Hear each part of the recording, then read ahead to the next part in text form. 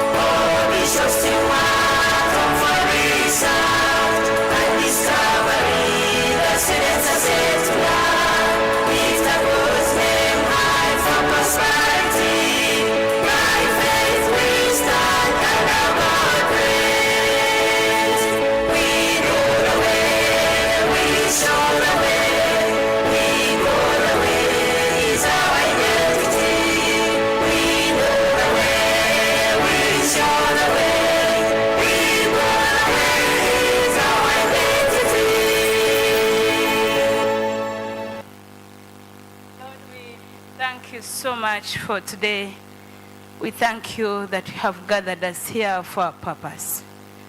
And we thank you that you have brought here from different corners to teach us and to enlighten us. And as we listen and as we study, may your name be glorified. We pray that may your Holy Spirit guide everything that is going to happen here, every word and every action. Let what we say and what we do glorify you, the Lord Jesus Christ, our Lord. Amen. Thank you very much. Let's take our seats.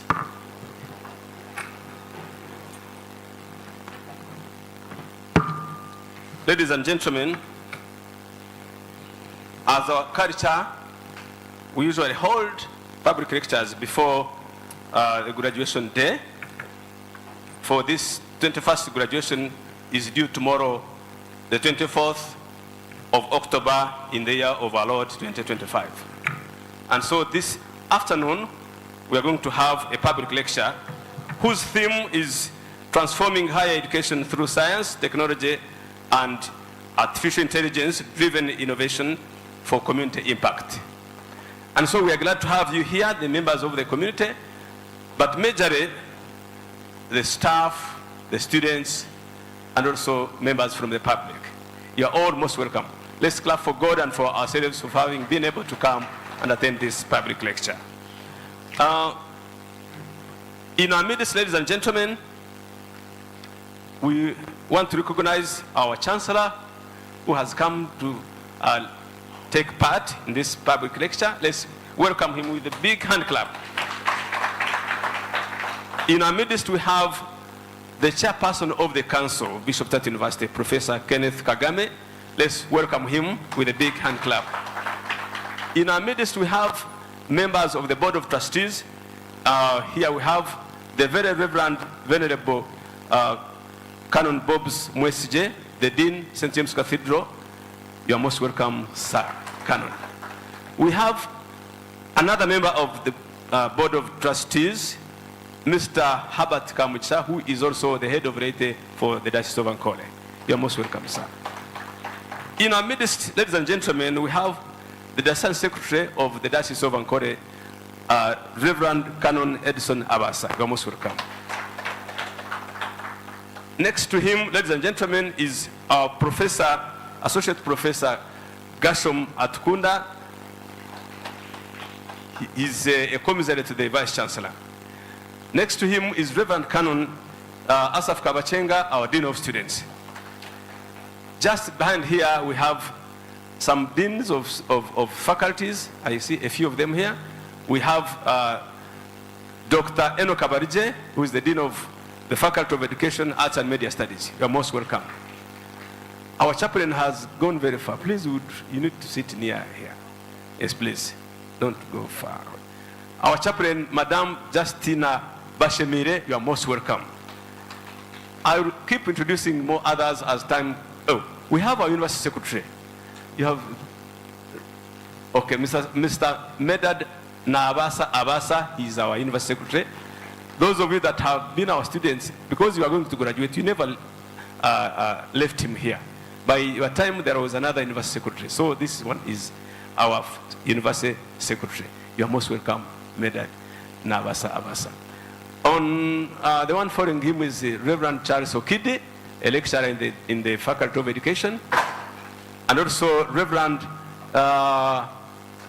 Agashomu is an acting head of department of science in the Faculty of Education, Arts and Media Studies. You are most welcome. Previously, we had the chairman, LC5 Chiruhura. Where has he gone? Was he here? Did I see him here? I saw someone looking like him maybe. So all of you, we have, ladies and gentlemen, students here who are going to graduate with the certificate of administrative officers law course here at Bishop Tutt University. Would you please stand up for recognition if you are here? You are among those that are going to graduate. Oh, wow, wow, wow, wow. Wow, wow. Thank you very much. Thank you very much. I can see many staff members here. Thank you very much for coming. And now, just here behind me are important men. First of all, I begin with Dr. Milton Rangere, who is in charge of all this that is going on here. You are welcome. He's the director of quality assurance, Bishop Tutt University. The extreme end is none other than our Vice Chancellor, Professor John F. Mugisha. You are most welcome, Professor. Ladies and gentlemen, our keynote address speaker, who is also with us here, we are going to welcome him, and this is Dr. Vincent A. Sembatia. You are most welcome, sir. And our discussant is Professor John Wycliffe Mwanga Zake. Professor, you are most welcome. So these gentlemen are loaded with knowledge, and we are all eagerly waiting to listen to what they have brought to us. And let's have our writing pads. Let's be ready with our pens. Let's be ready with the all that we have to listen to what these men of God have brought to us. While I was introducing people, the faculty dean of business, economics, and governance also came in. Please welcome Associate Professor Noel Kansi Mechiza. You are most welcome. So, ladies and gentlemen, we are going to begin with opening remarks, and the one to take us in this is none other than our beloved Vice Chancellor, Professor John Mugisha. Professor, you are welcome.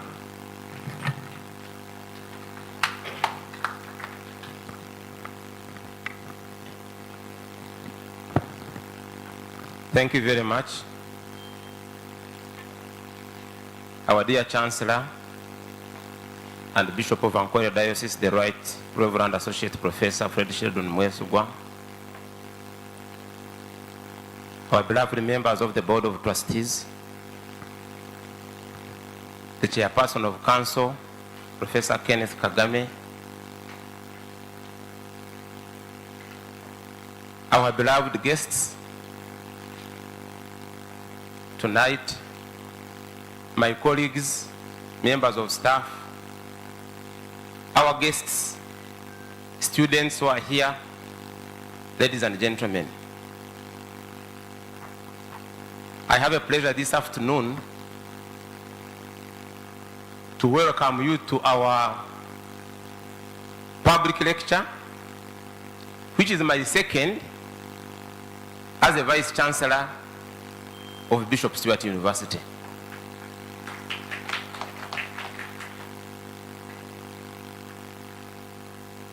Today, we had a function in the morning, and we were many people here. It was also the first we organized it. We organized it that way. We did the commissioning service today morning, and we were very many people here. And we thought that this afternoon we would put the public lecture so that we decongest tomorrow and run a relatively short graduation ceremony. I'm not sure whether the morning session affected the afternoon session, because the morning session were very many, and the afternoon session I see that we are few. We may have to see which one affects the other and whether to run both of them in the afternoon. I would like to welcome you to this session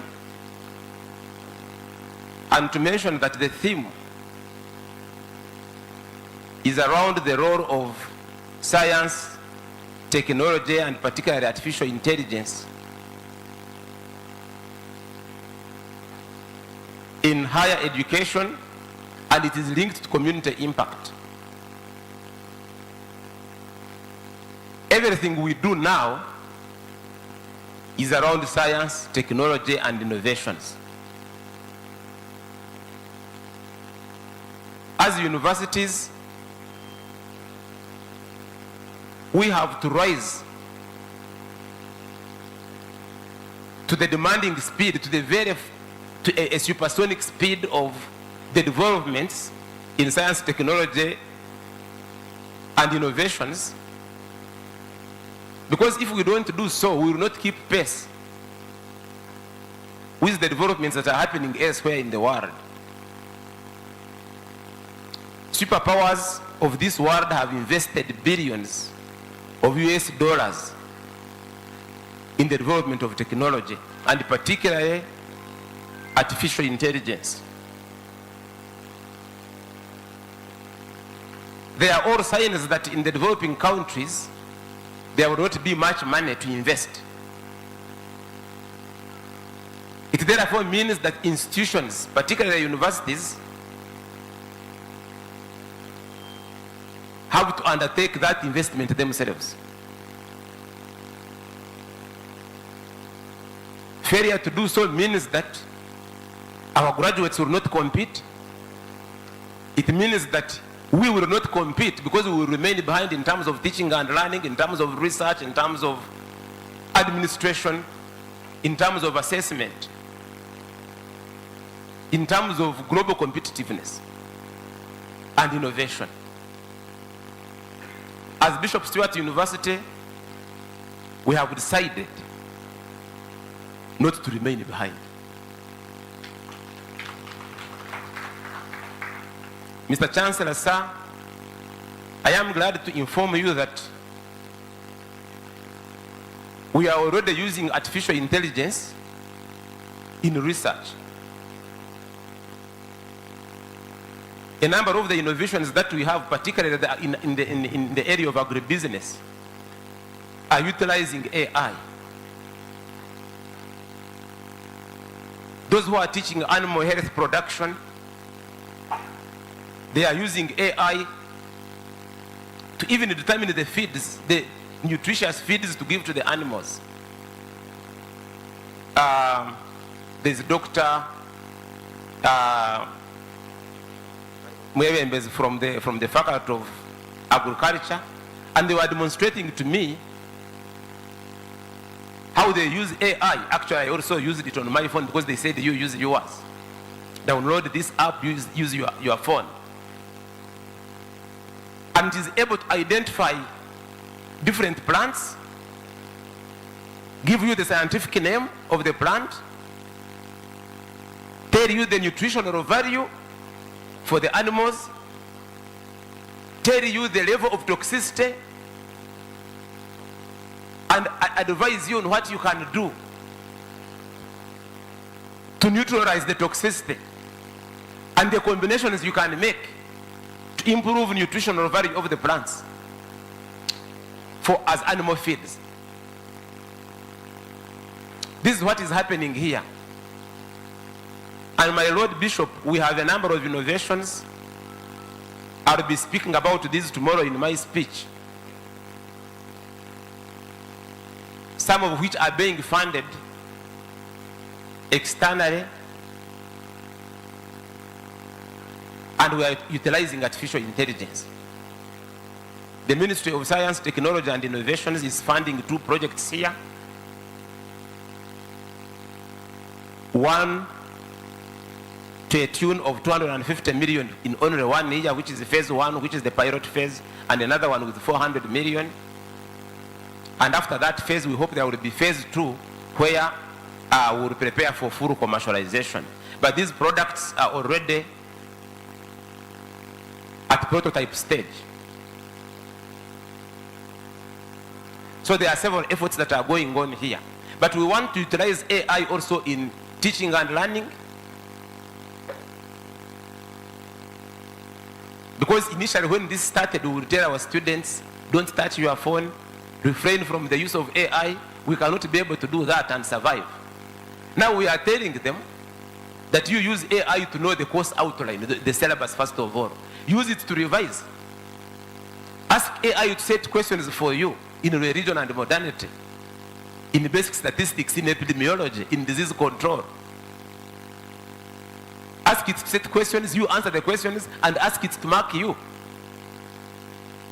And prepare yourself for the exam. So that when you come to the exam, you put aside the phone, and then you are ready to do the exam. It's what we tell our students now to do.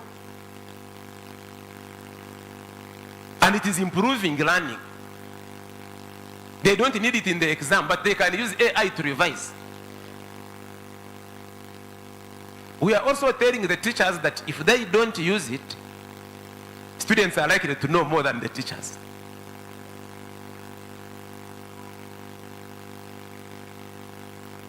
At Cavendish University, Uganda, AI had not come. We are using simple, we are using the power of the internet to run an online platform and connect students to different information sources and resources. And so we had 2 groups of students. The contact students And the distance learning students, actually Professor Zake is the one who had designed that system that we are using initially. And he was in charge of it. So when we run a comparison, because they were sitting the same exams, some were not appearing in class at all. Others we were teaching them every day for 15 weeks. Then they would sit the same exams.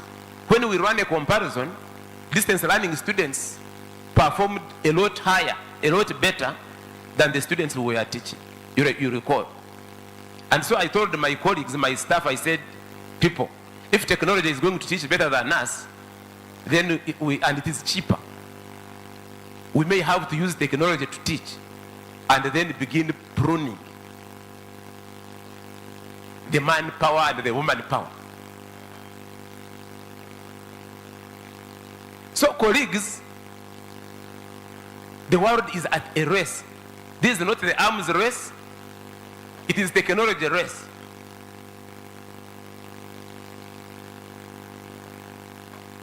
We have to embrace technology. Before I end, we are moving in the area of competence-based education. And Mr. Chancellor, we have decided that Bishop Stewart University will be among the first cohort of universities to fully implement competence-based curriculum and competence-based education. It's a big commitment because I'm saying it when the director of quality assurance and accreditation of the National Council for Higher Education is right here in the room. He has also promised to assist me in that regard. Fortunately, I also chair the Quality Assurance and Accreditation Committee of Council, so we work together. He has promised that he will support us, indeed, to embrace this very fast and very well. So I will be identifying like two people. I think I had already identified Cosmas. I don't think he's here today. And Job. And I would want them to visit him in the office so that they see how quickly we can turn around our curriculum. Even as we continue to meet industry practitioners to identify the key competencies required in industry, we are arranging those, and we have done a couple of staff meetings here and training workshops. We want to come through with this ahead of every other university in the country. I'm happy to receive you, and I'm very glad that you came. Dr. Vincent Sembatia is a scholar of pure mathematics to begin with. His PhD is in pure mathematics. But he went into quality assurance for a long time as the director of quality assurance of Makerere University. And he moved seamlessly from Makerere University to the NCHE, because I think I was even in the interview.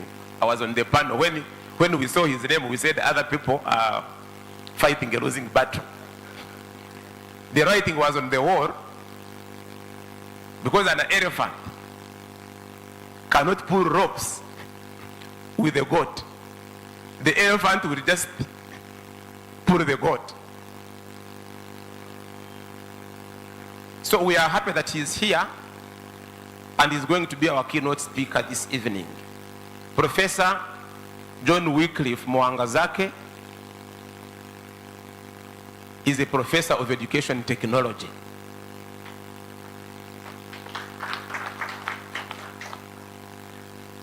I think when he became a professor of education technology in this country, we had only him. I don't know how many you are now.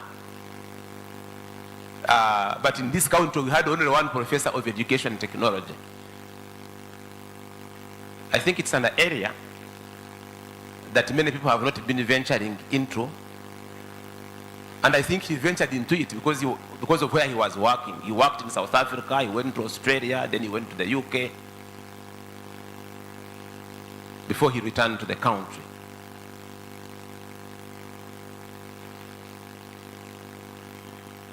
So we are very lucky to have them to speak to us this evening. And I recognize the arrival of the Vice Chairperson of University Council, Madam Karen Ayabazibwe. You are most welcome. So thank you all for coming. I wish you fruitful discussions. Have a very good evening. Thank you. Let's give him a very, ladies and gentlemen.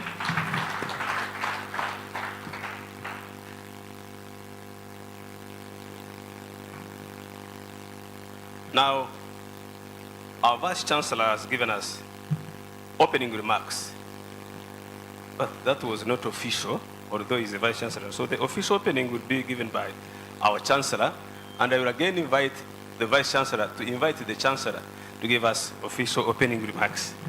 Thank you very much.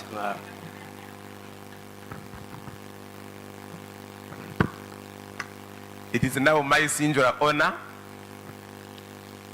to invite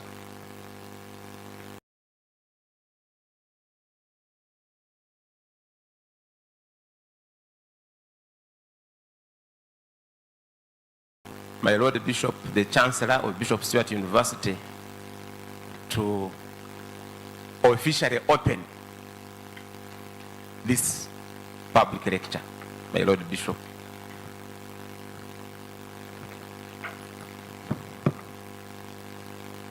Our keynote speaker, discussant, the chairman of council, the vice chancellor, head of quality assurance, honored guests, including trustees, and the public constituted by lecturers, students, parents, guardians, ladies and gentlemen, good afternoon.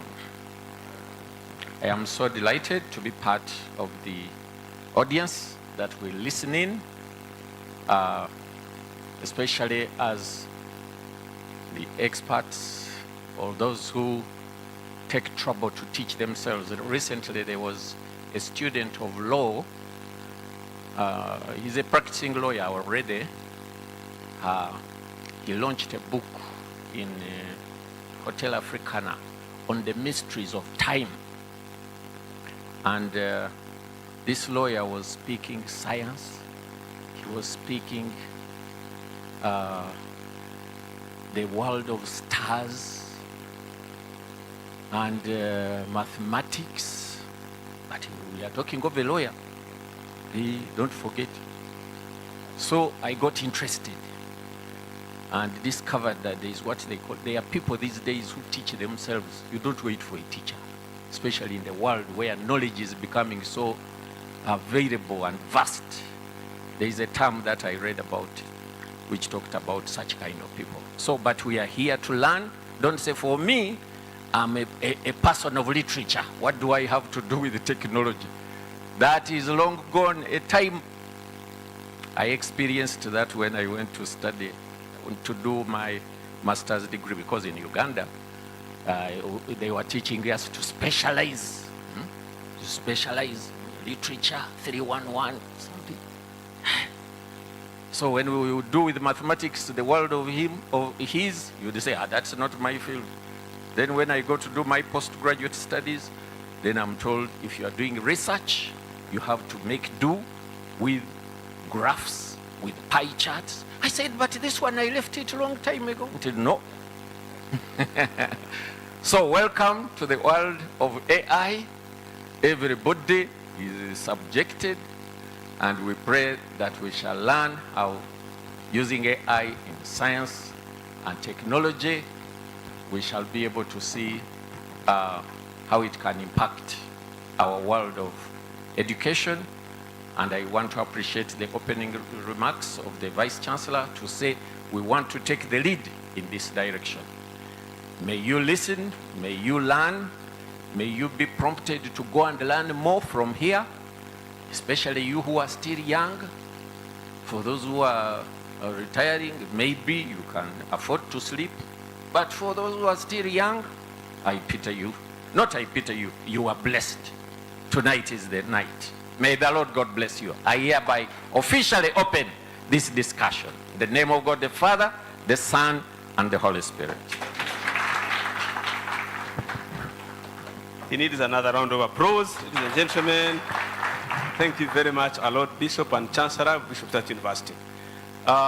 We are happy to receive our Vice Chairperson of the Council once again, Madam Karen Kabeho. You're most welcome. In our midst, ladies and gentlemen, we have media, and we have a number of media houses. One of them is Revival Radio and TV. Please, where are you, Revival Radio and TV? We have to, oh, thank you very much, Ronald is there. Okay, we have TV West and Radio West. Where are you? Okay, thank you very much. Yes. We have NIDTech. NIDTech, where are you? Oh, thank you very much. We have AYIT. AYIT, where are you? Oh, thank you very much. Any other media house that I have not recognized? BSU. We have our Senior Public Relations Officer, Madame Rose Rwankore. Please stand up for recognition. Okay, she's behind BSU Radio. So thank you very much, Rose Rwankore.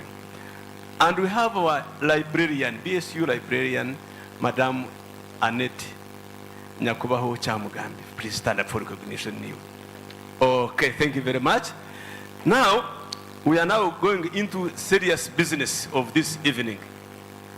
The serious business, we have the keynote address speaker. I am not the person to invite him, but we have the chairperson of that session, whom I'm going to invite to take us into that direction. This is none other than Dr. Milton Rwanjire. You're welcome.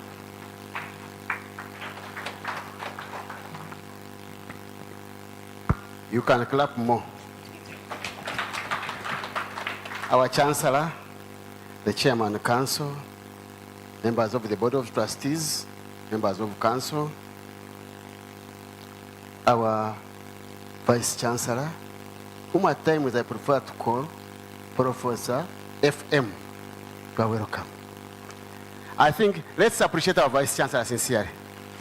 This Chancellor, this is the man controlling the rudder of turning Bishop Tutt University into a Cambridge of East Africa.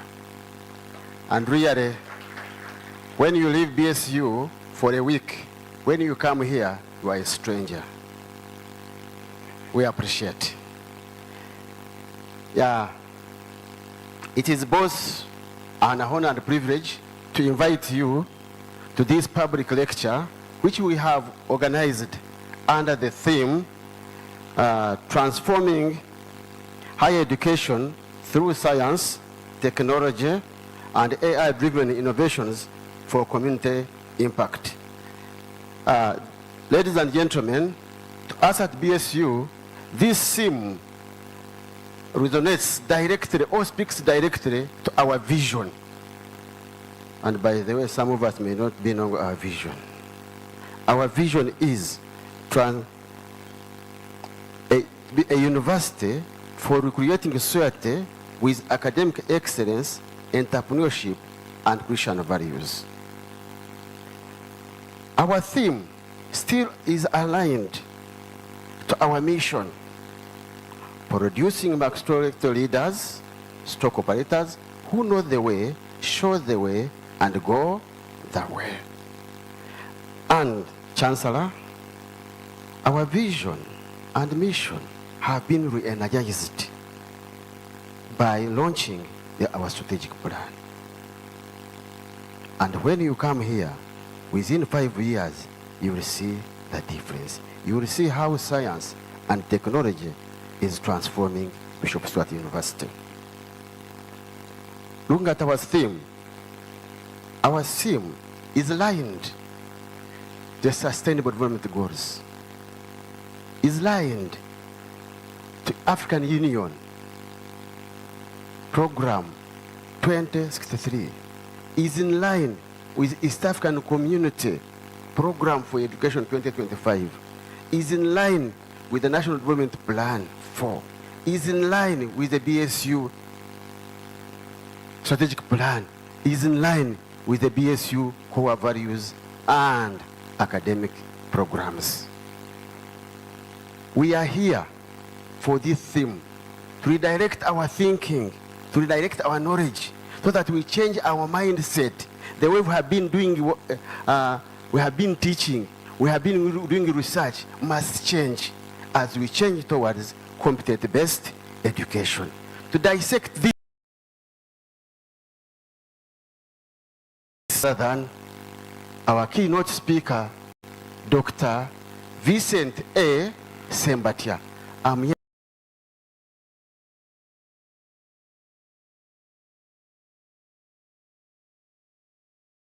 Sembatia. I'm yet to know what is A stands for. Who is Dr. Vincent Sembatia? Allow me to read verbatim about him. Dr.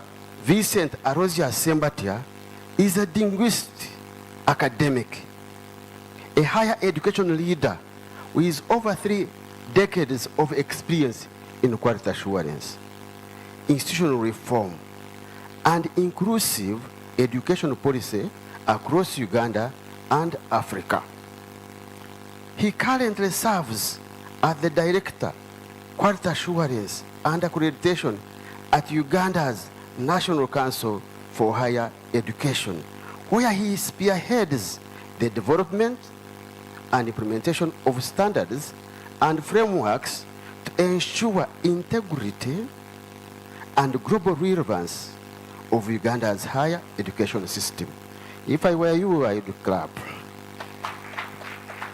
Dr. Sembatia, prior to joining Nche, he was the Director of Quality Assurance at Makerere University, where he led transformative reforms, including the establishment of a robust quality assurance framework, curriculum harmonization, digital monitoring tools for graduate supervision, and pedagogical innovations that enhance teaching, research, and institutional performance.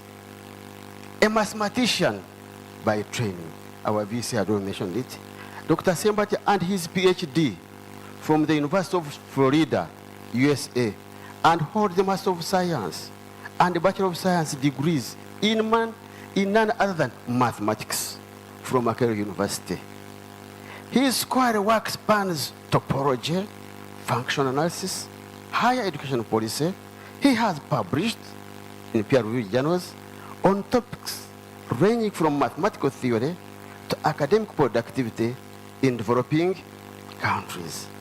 His work exemplifies transformation-oriented approach to education system, fostering partnership, building inclusive policy frameworks, and advancing Africa's knowledge economy through technology and quality assurance. Ladies and gentlemen, it's now my honor to invite our keynote speaker, Dr. Vincent Sembatia, to address us. Mark S.J.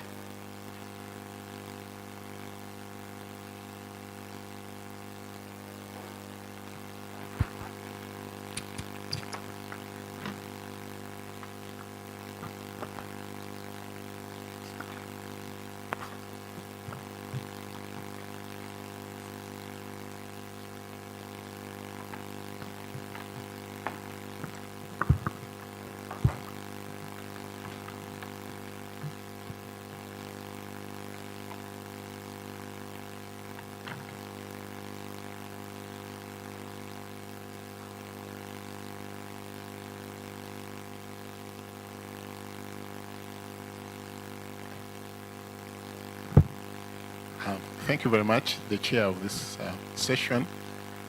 Our Lord, the Bishop and Chancellor of Bishop Stewart University, the Chair of Council, the Vice Chair of Council, our host, the Vice Chancellor of Bishop Stewart University, our friend and also our partner at the National Council for Higher Education, where he chairs the committee that actually supervises my office. Yes, I hope that we can see what is on the screens. Otherwise, I will try not to stretch your heads to look at the screens. I try to refer to most of that in words. I was given very my choices into this presentation. The basis of competence-based was there. There was some bit of IT, and then my favorite topic of artificial intelligence was also there. I've been introduced as someone who did mathematics, a lot of mathematics, from high school all through to university. But then you also had that thing 311, mathematics 311, so that second year, third year, just mathematics. But then you would wonder, where would you go with this mathematics? How much is it to do with the real world? And actually, the mysteries are now being unveiled when we work with computers.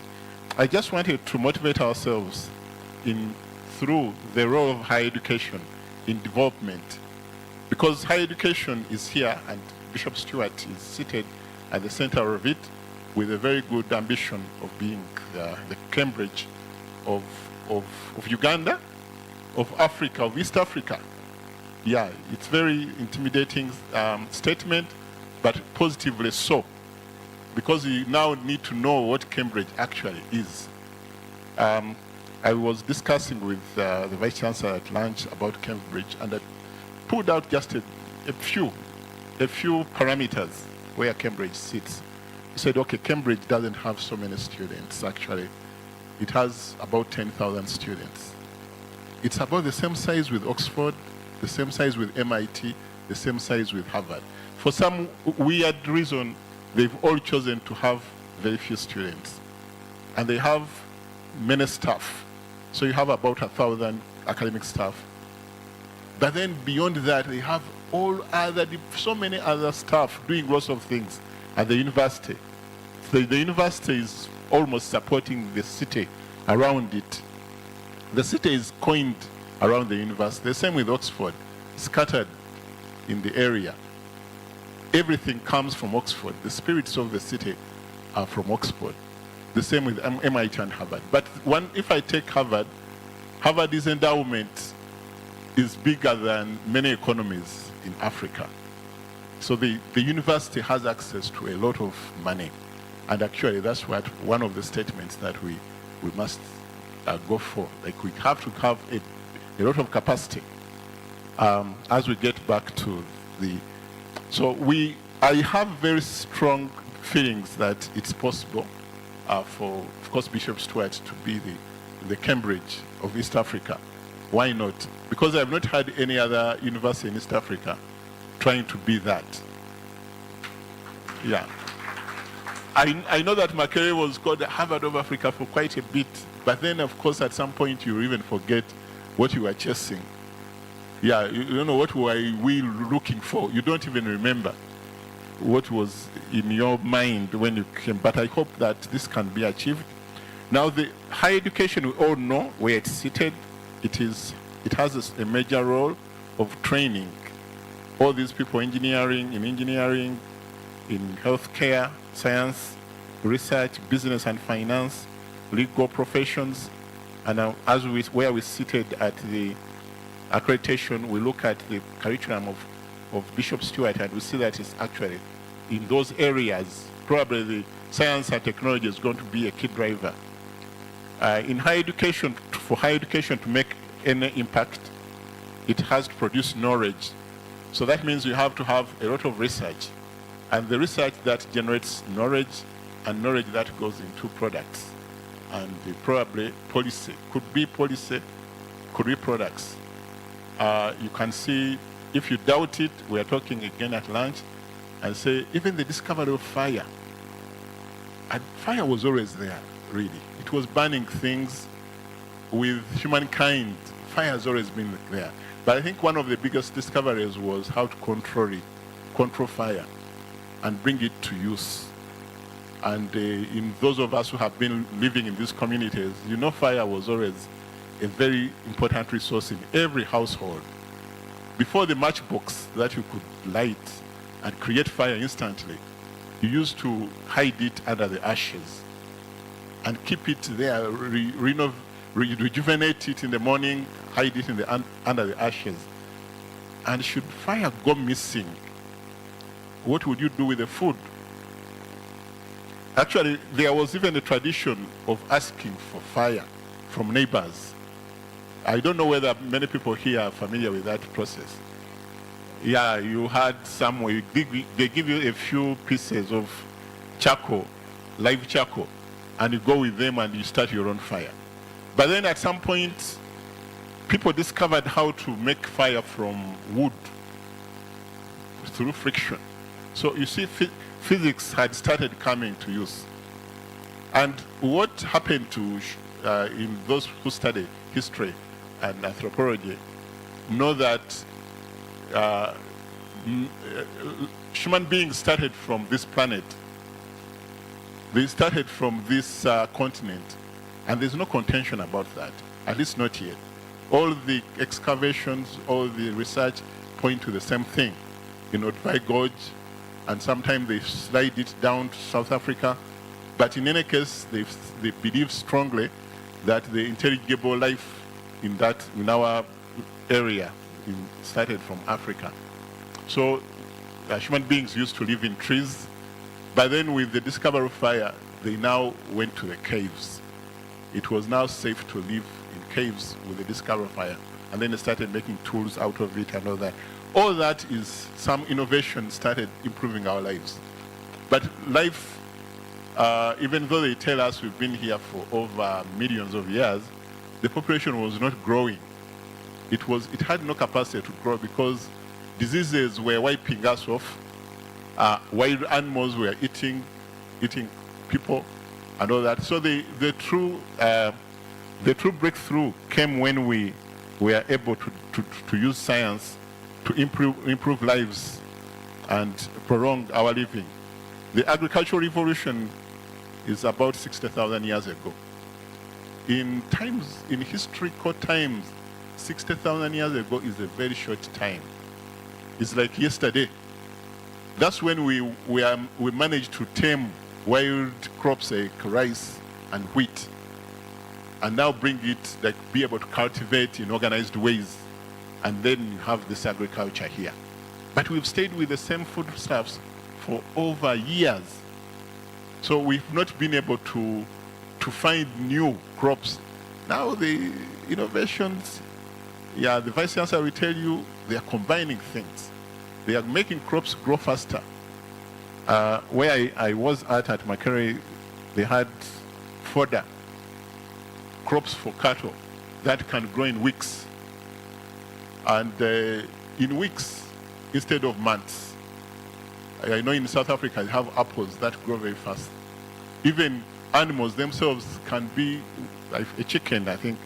The chicken you buy in grocery stores, or not the one you slaughter at home. Because the one you slaughter at home, I think, grows for years. So sometimes they even become members of the family. You even give them names. Yeah, you have their names. But the chicken, I think, in Western Europe is 42 days. The chicken, not the broilers, but the chicken, the broilers, 42 days are supposed to be slaughtered. So you may not, if you use your eyes, you may think they are still young, but that's it. Those are the ones you find in KFC and the Cafe Javas. Those are very young chicken. Even cattle, the cattle you find, the Chinese slaughter cattle, when it's very young. Yeah. However, I was waiting for the screen to come back. If it doesn't come back, we should still be able to proceed. I think I unplugged this. I had already talked about knowledge production. Knowledge is transformative. It has capacity to resolve our issues. We are talking about people who are living beyond 100 years. Even within our communities, we see them. Earlier on, there was no capacity to live even up to 50 years. So knowledge and science and knowledge has successfully been able to transform our abilities to maneuver around our planet and even be able to live longer. We've created more products, even though the products we've created, some of them are very dangerous, like nuclear weapons. Nuclear weapons could not be possible before 1900. There was a very important scientist called Albert Einstein who managed to unravel the power behind physics. Even though earlier on there was Isaac Newton. Isaac Newton had explained to us a lot of things around movement. By just asking a simple question, why do apples fall? Because the story goes that he was seated under a tree doing his private work, and then the apple hit his head. And he was very disturbed. Why do they fall? And that question of why apples fall led to the discovery of gravity. And now discovering gravity unraveled a lot of the forces, the laws of motion, why things move, how can they move consistently in organized ways. And then till, for a long time, that is 17th century of Newton. Later on, it had to take so many years, about 300 of them, for Einstein to come and debate and say no. Not that everything Newton said was correct. They had limitations. He could not explain a lot of things. So this very intelligent person came and discovered nuclear physics. Physics that works below the atom. We all know that somehow know, even if you are not in science, you know about atoms, the basic building blocks of matter. Yeah, you can break and break and break and crash and crash and crash till you reach the atom. So everyone believed that you can't go below the atom for a very long time. And did they not discover that actually a lot of another world lives below the atom? So the atom splitters, they managed to convince us that the atom has subcomponents. So many of them, the quarks, the quantas. So the quantum world is now what actually governs us. So beyond the nuclear weapons, beyond the classical physics, we are able to go through that. So I will try to just bring forth. My computer became unstable as well. I don't know what happened. It's flashing because I think we attempted to ask us to run this presentation. So I just wanted to say that the economic case for higher education has been made. If you don't have to look very far. India and China, we are struggling the same way we are. Not very many years ago, about 1990, around 2000, India and China, we are struggling. Uganda, as we speak, we don't have a great many people going to higher education. There is a measure of how people participate in higher education. That measure takes the group of people who are between 19 years and 24. It's a 5-year age group. And then asks how many of these people are going to school. And we have so many of them in that age group. Does anyone know how many in the age group?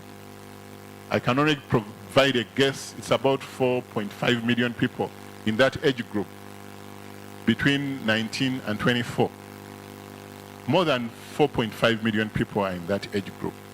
But among those, how many are coming to universities or tertiary education?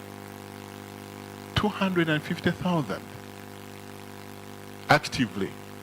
So it's a very small proportion. We measure it in percentages. We never put out that percentage of about 6%. It's called the gross enrollment ratio. Very few people go to higher education.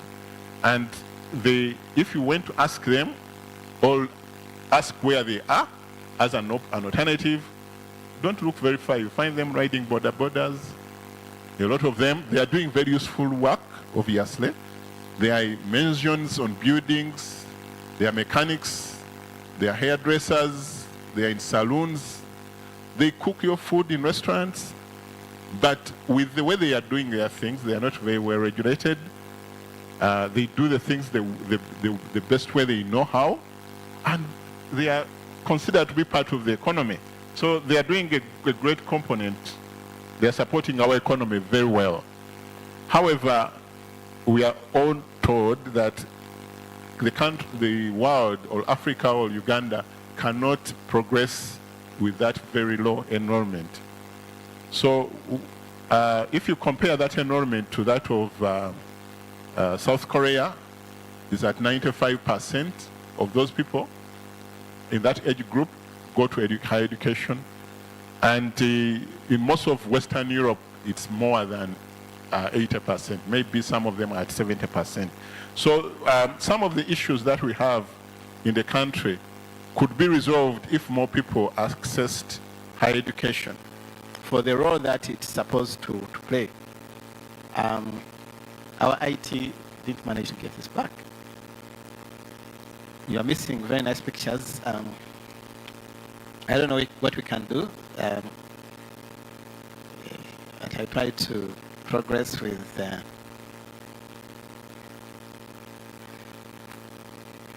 okay, so we have a very big education gap. South Korea, I sometimes challenge people, even within the audience, that chances are that the phone you are holding is either from China or from South Korea. How many people have Samsung? By show of hands, if you can, please. Samsung. What about iPhone? Some people have iPhones. Okay, but then any phone from China? Okay, you don't be shy. There could be a Techno, it could be, yeah. The Chinese are doing a great job. Actually, the iPhone is designed from the US, but it's manufactured in China. We all know that. Now, what is China's biggest problem at the moment?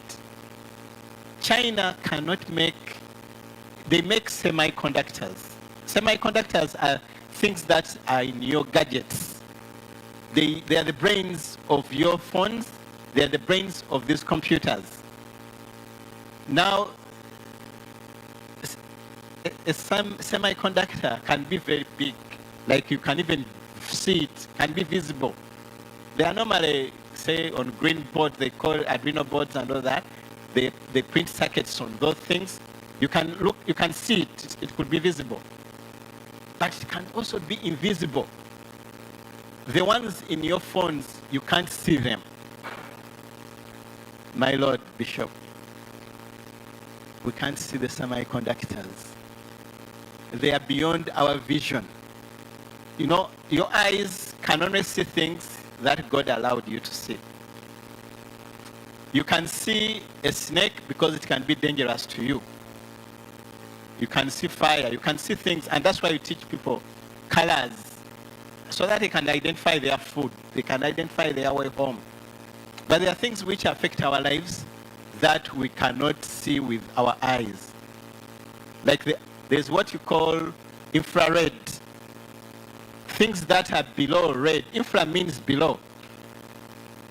And ultra means above. So infrared is below red, and ultraviolet is above violet. Everyone teaches us about, they teach us about the rainbow, the colors of the rainbow, from red, orange, yellow, green, all the way up to violet. That is the visible spectrum. What your eyes can see is in that between red and violet. However, animals like the snake can see more than what you can see. Sometimes animals can hear more than what comes to your ears. But I just was telling you because the semiconductors that the Chinese are putting in our gadgets are very small and you can't see them. They are printed with a printer. The printers at that level are called lithographs. The whole printing science is lithography. So lithography prints what you would wire on a component in this computer, you can connect using wires. But at that level of nano, the nano level is below what our eyes can see, what Einstein brought to bear. Cannot be wired using copper wires or anything. They just print the wires. So the Chinese right now are very much puzzled because the printing required, they don't have capacity to do it. They have to print at a level, I think Prof you would know, at 4 nanometers. Do you know how big a nanometer is? You cannot, it also puzzles my head. Is 1/1000th of a meter. So you cannot, a meter is not very big, but divide it into 1 billion to get a nanometer. And people are doing science at that level. So what are we going to do to be able to do that? You will find some of this science is done at Cambridge University, or in some universities in Netherlands, like Eindhoven, or they do that. And actually the technology the Chinese are looking for is generated from science done from Netherlands. And the Chinese don't have capacity to do that science themselves. So they are really puzzled because thanks to that, now our Uncle Trump can put sanctions, say, we are not going to export you, we are not going to allow you to buy that technology. So what are they going to do if they can't get access to that technology? Now that one tells you that even though China and India have been able to take people to school, because now China has reached 60%. Remember the percentage I talked here about, where we are at about 6, China is at 60%. People have gone to school in China, and it's such a large population. But we also know that in Africa, in about the end of the vision year of 2040, Uganda vision, in 15 years from now, Africa will hold 25% of the world population. 1 out of 4 human beings will be African. Does it scare us? No, it shouldn't scare us. But how are we ready to participate in a similar proportion as the population we have? It should be that all the research in the world, 1 out of every 4 papers comes from Africa. It should be that Africa, the food, should be the food basket of the world. It should be that Africa does most of the science. Because what we don't have in our favor so much, the problems of Africa have been articulated. Our people have been talking about the SDGs, the Sustainable Development Goals. They've been talking about the Agenda 2063, the Africa we want, and been talking about the East African Development Agenda of 2050, the Uganda Vision, and then our strategic plan of Bishop Stewart. So one of the challenges we should have is create our own technology. Yeah, I think I should leave this place with some ideas of to do our own technology so that this presentation comes through our own screens. And it's possible. It's possible to do that because otherwise I wouldn't be struggling. I think the biggest problem is this is an Apple computer, and this cable is not Apple related. And the fights are there. So the fights are still going on. They try to block. The technology is not harmoniously integrated, but we can't blame anyone for that. So some of the very nice pictures we can't see. I'm very sorry about that. Yeah.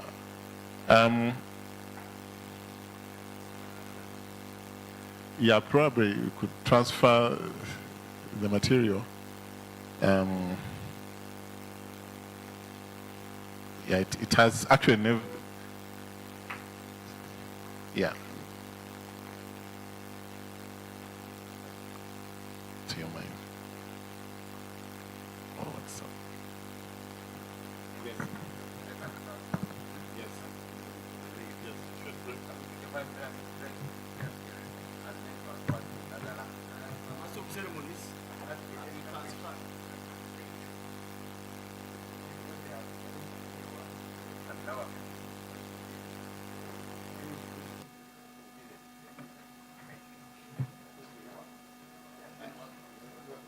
The computer is a high version. This is i7. These are M. This is an Apple. Yeah, I'm seeing the Apple.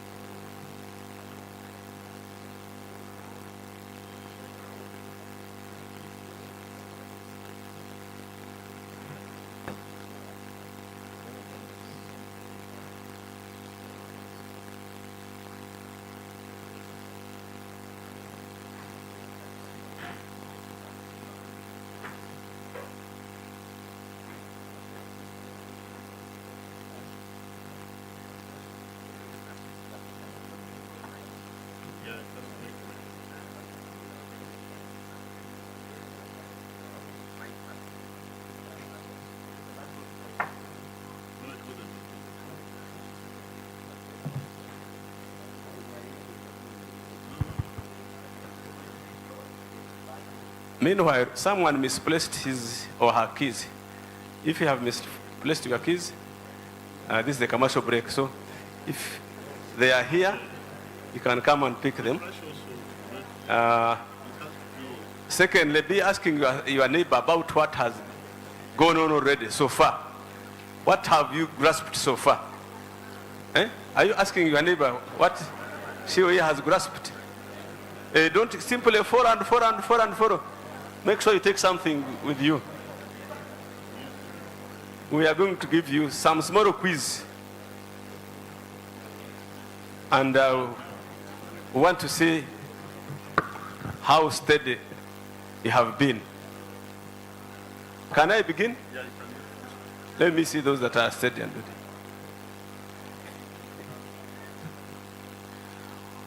Who can tell us the name of the presenter? The name of the presenter. I'm going to begin from here. Please, all of you look at me. I want the name of the presenter. Who can tell us? He's called Dr. Vincent A. Sembatia. You clap for him, please.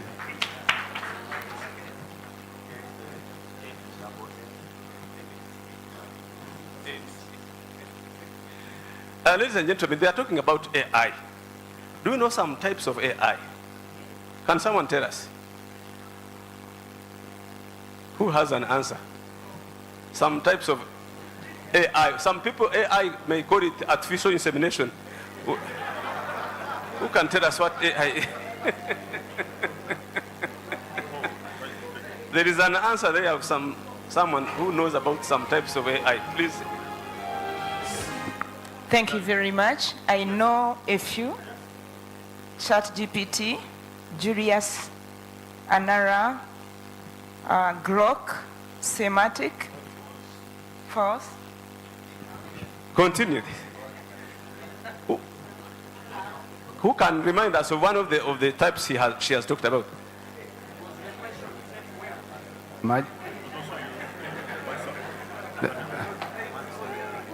There is magic school. There is magic school. There is Copilot. I can stop there. In addition, DeepSeek. DeepSeek. She said DeepSeek. I thought she had said lipstick. You know, AI has a number of types. Is there any other person that can remind us of some? Eh? Please, Yes, please. I'll say two more, Scholar C, and then the rabbit. Wait, are you, USU, which one?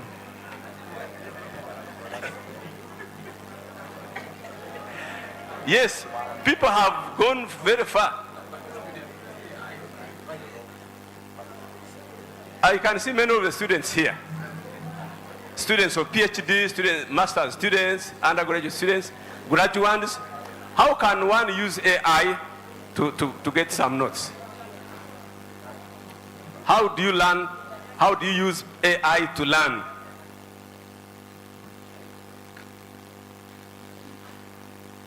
How do you use it? Which right way can you use so that AI can help you to get some information?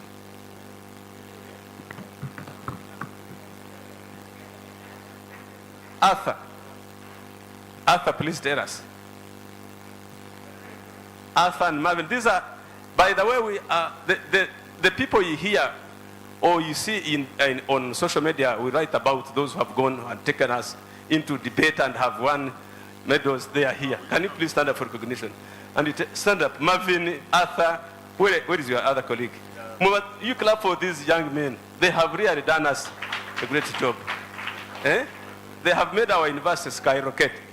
They are debaters. They speak English.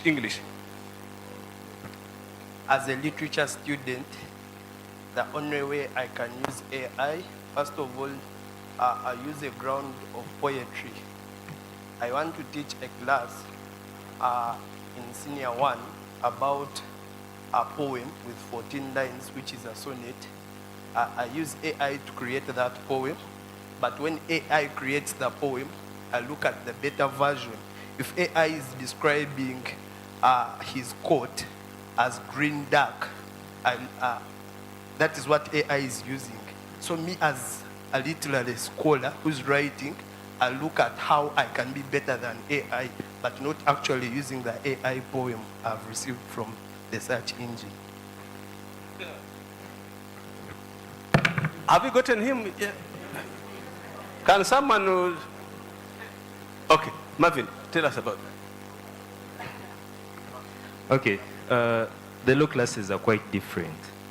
Much as very many students now try to use AI to maybe do coursework, maybe to do any other thing. At law school, it's quite different. Well, what AI would help us to do is, yes, the laws are already there and they're in place. But then what happens is that there are certain terms that you might not understand in the world class of law. So the basic part of it is that you would put a word like quantum merit in AI so that you understand what the word quantum merit basically means. So it becomes quite different. Thank you very much. Let's continue. Clap for these people who have participated in the question and answer session. Clap for them, ladies and gentlemen.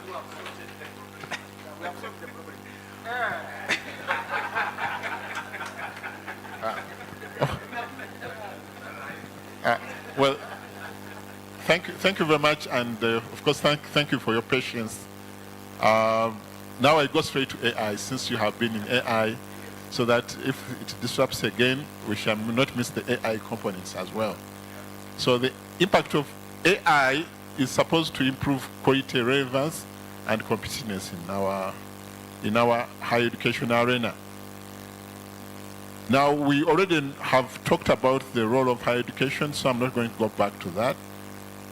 Involvement, we have the challenges that are pushing us to the arms of AI. I had talked slightly about that in Uganda, we don't have enough universities the size of Bishop Stewart. We have 10 public universities in Uganda. You know, one of them is here, Mbarara University of Science and Technology. You've heard of Makerere and Gulu and Rira, Mbale. Mbale is not public, but it's Kabale, yes. So we have 10 of them, including Muni. But then we also have another group of universities that are chartered, like Bishop Stewart University is one of the chartered universities. So those are considered to be in the same group, in the same category. Then there are these upcoming ones, which are still, many of the times, some of them have been around for some time and have not reached recognizable places. In a sense, we check them and say we are not ready, but they are around for some time. And then there are some new ones. So we don't have enough universities that can take in 10,000 students. My vice chancellor here tells me that we've reached 8,000, and we hope we are very near the 10,000 mark. So if you had enough universities in Uganda that can each take 10,000 students, now suppose all those 26 of them, we would have about 200 and close to 300,000 students in higher education. Now we don't have those. We need to have, at this stage, we need to have about 1 million students. And this, most importantly, we need to have spaces for them in universities.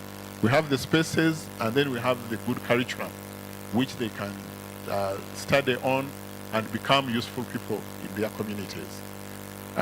So definitely you may have to ask, because now that's where competence-based is going, that you walk to a university, you leave that university with competences.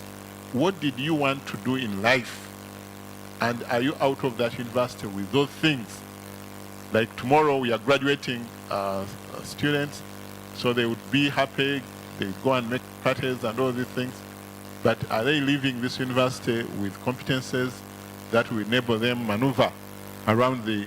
So the Vice Chancellor has told you that all the curriculum of this university is going to be converted to assure everyone that you are living with the competences. Some of the aspects we've already interrogated that are required. Even through the training, there will have to be interface with industry, through internships. Some of the programs like engineering and law, agriculture, you already may be being trained through internships. The lawyers go and practice, they even take back, they go back to legal practice exams and all that. The people doing medicine, they spend most of their time in hospitals. People doing agriculture, we have maybe greenhouses, even on campus. So it's going to be a requirement that every student has a profile, a portfolio. That's one thing that might be new. Everyone has a portfolio. Incidentally, primary schools, some primary schools have already been doing this. They describe the students so well, all the things they are capable of doing and all their weaknesses. So there's a very documented, well-documented portfolio. So the E that Professor Zake talks about in e-education, one of the things that we set up, especially in Moodle, is that the moment you register at the institution, they start building for you a tracking system that manages your learning and also it tracks your competences. So I will, why higher education in Africa needs transformation? I put some cases for that.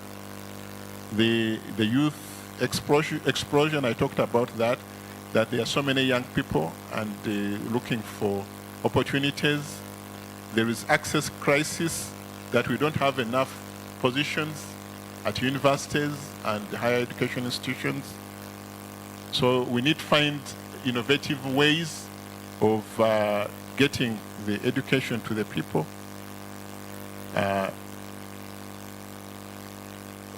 transformation is urgent because the numbers already told us the story. We need people knocking at the doors.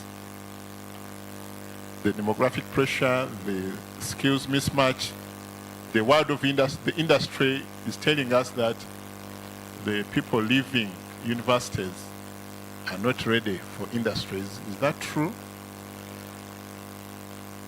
I mean, it needs to be interrogated. It's kind of like during COVID, when the country closed, many people stayed home. And a lot of people were wondering, what can they do? And I know that some of the teachers decided to go and started bricklaying. Or you try out your skills that can secure you in the existing circumstances. So the other things that we are talking about here is outdated pedagogy. When the British brought their curriculum here, it wasn't meant for the challenges we have now. The funding crisis, everyone will decry that. The deficit of research, the disconnection with industry, this QA fragmentation, I think, is an issue for us and Dr. Milton to talk about. The employability gap that once people graduate from the university, they may fail to access employment. So who is supposed to fix that? There are certain, I know the youth are very innovative. They started creating their own opportunities the best way they know, like the gig. There's something called the gig economy. You know about that? Yeah, people talk about that word. I have a gig here. So here and there they call you. But then the gig economy also has things like Uber and food delivery, Jumia, and all these things. So people are innovating around that. They find some product people didn't know about, they put it on Gigi, and they market it. They don't even own a single product. But you find they have a website that creates an inventory of things you can buy from them, but they don't own a single item. But how do they manage? If you order something, they know who to call. And they call them so fast, you don't even realize there's a gap.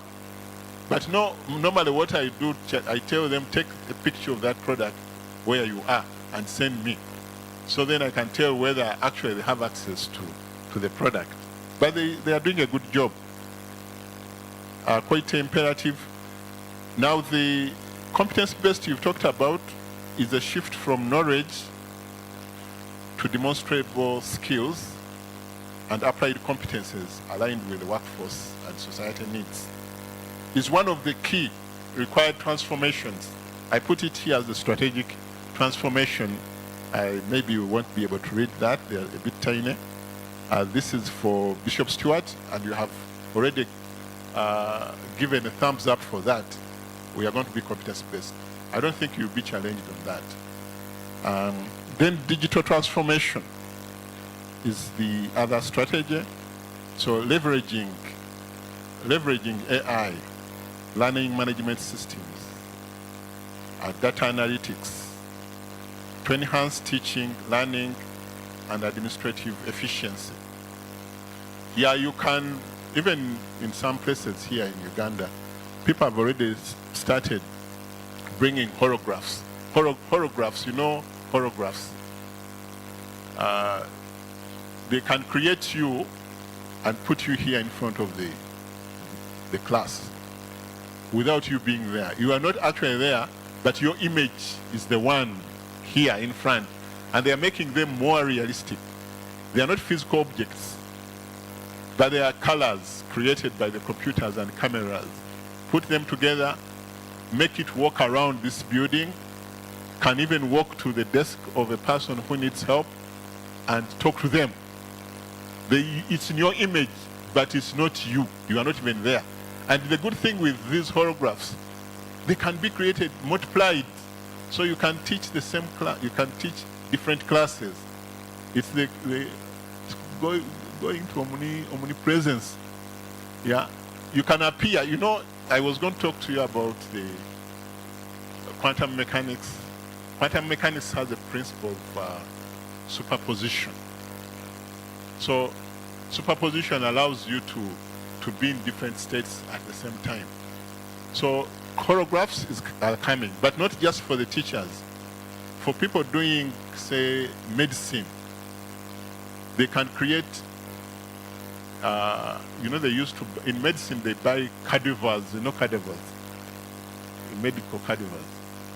They are, yeah, the other, I won't explain too much about cadavers because they can scare some people from this room. But the medical students can operate without requiring the cadavers. Cadavers are essentially dead people. But now you don't need to spend so much money on that. They can create those objects in AI, and it's already there. I hope it's not here already at Bishop Stewart. Okay, so if you, there's another in between before you get those ones. You can, they have now put them on like Apple Vision. They put glasses on top of your face, and you can see the objects. The objects are not really there. But now if you put that gadget on top of your face, I'm sure some people here have worn that gadget already, you would see the objects. It's as if it's in front of you, and you start learning. So research and innovation, that one has already been talked about. Equity and inclusion, and government reforms.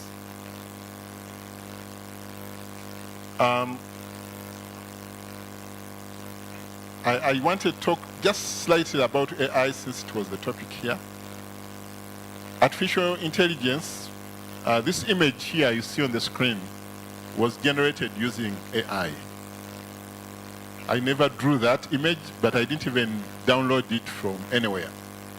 I just, people talked about some of the AI tools you have.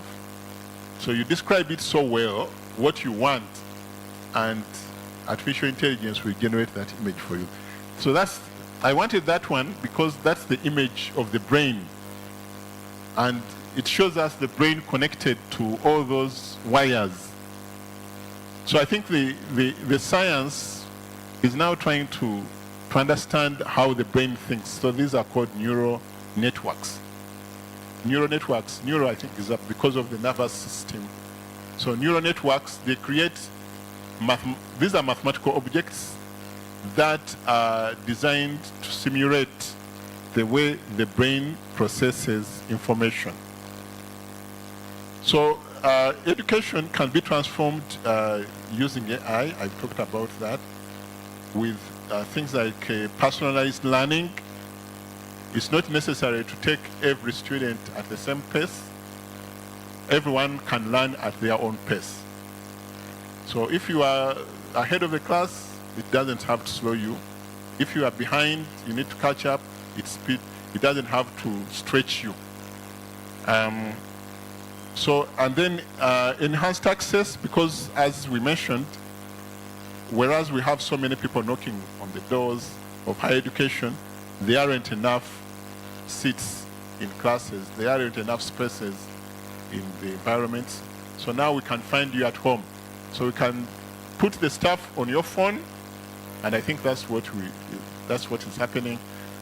It's very surprising that people we thought are not capable of learning have shown that they can learn with the right environment. People are learning with TikTok. TikTok is teaching so many people out there.